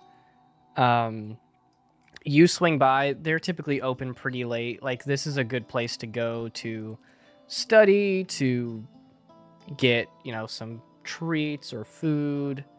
They have like maybe live music there sometimes. Obviously not right now, but it is open. Yeah. She's just gonna buy a muffin. After a long, hard day Yeah. of inter-party tension, sometimes you just need a muffin. Please let there be a little like wolf figurine on the muffin. What flavor of muffin? Just out of curiosity. It's like wolf theme day. It's like everyone's dressed like wolves. Like, You know what? If I roll a nat 20 right now, it's gonna be wolf themed. What was that? The flavor's pecan. Yeah, you get Pecan yourself banana? a pecan muffin, a pecan banana muffin. You sit in Nura House, which is fairly empty. There's like 2 or 3 other first years sitting in here, like at a table talking to each other. Well, actually, instead of sitting, I'm gonna make my way back to my dorm room and eat the muffin on the way. Absolutely. You go back to your dorm where, you walk in, you open the door, eat in the muffin on the way, you finish it like as you walk in. You see the room is empty, but there is a note on your bed, and it's from Delphina, and it says, "Gwen, Tonight's gonna be great. See you tomorrow. Wink. Signed, Delphina Roselio Kadani. Wait, does it actually say Yeah. Clearly, Gwen's she just was gonna very think- excited when she wrote this. Gwen's just gonna kind of like think to herself, God, so I hope she stays out of the woods. And then she's gonna just like sit on her bed, and I never explained what her plush looks like, but her plush is like a little chibi blue dragonborn that looks similar to her, but not quite like her. And she's just gonna kind of just hold it and just sit there. And with that, you rest in your bed holding that little chibi dragonborn. And everybody falls asleep, eager for the next day. The upperclassmen are coming soon. Classes are starting up. We're going to be going on adventures. A lot of stuff's going to be happening at the school pretty soon. And right now, our party is kind of in shambles, to be honest. You know, Lucian just left you guys high and dry. Didn't even join you for this one. Leo was barely there. He only agreed to go because you guys said you needed a healer. Everybody's fighting amongst themselves. We'll see what the future has in store for you. But that's where we're going to end. Family, no. All right. We're family. Twitch gang, thanks for watching. Anybody else in the future, thanks for watching like a week later.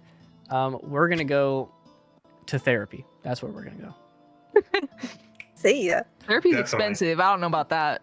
Well, I mean, go Marcel. He's free. I'm going to be the Definitely will try to help therapist. you out. We're going to sit here and do Oh. pretend therapy. All right. Nice. Thank you all for watching. The most. We'll see you next time. See you guys. See ya. Bye. Yeah.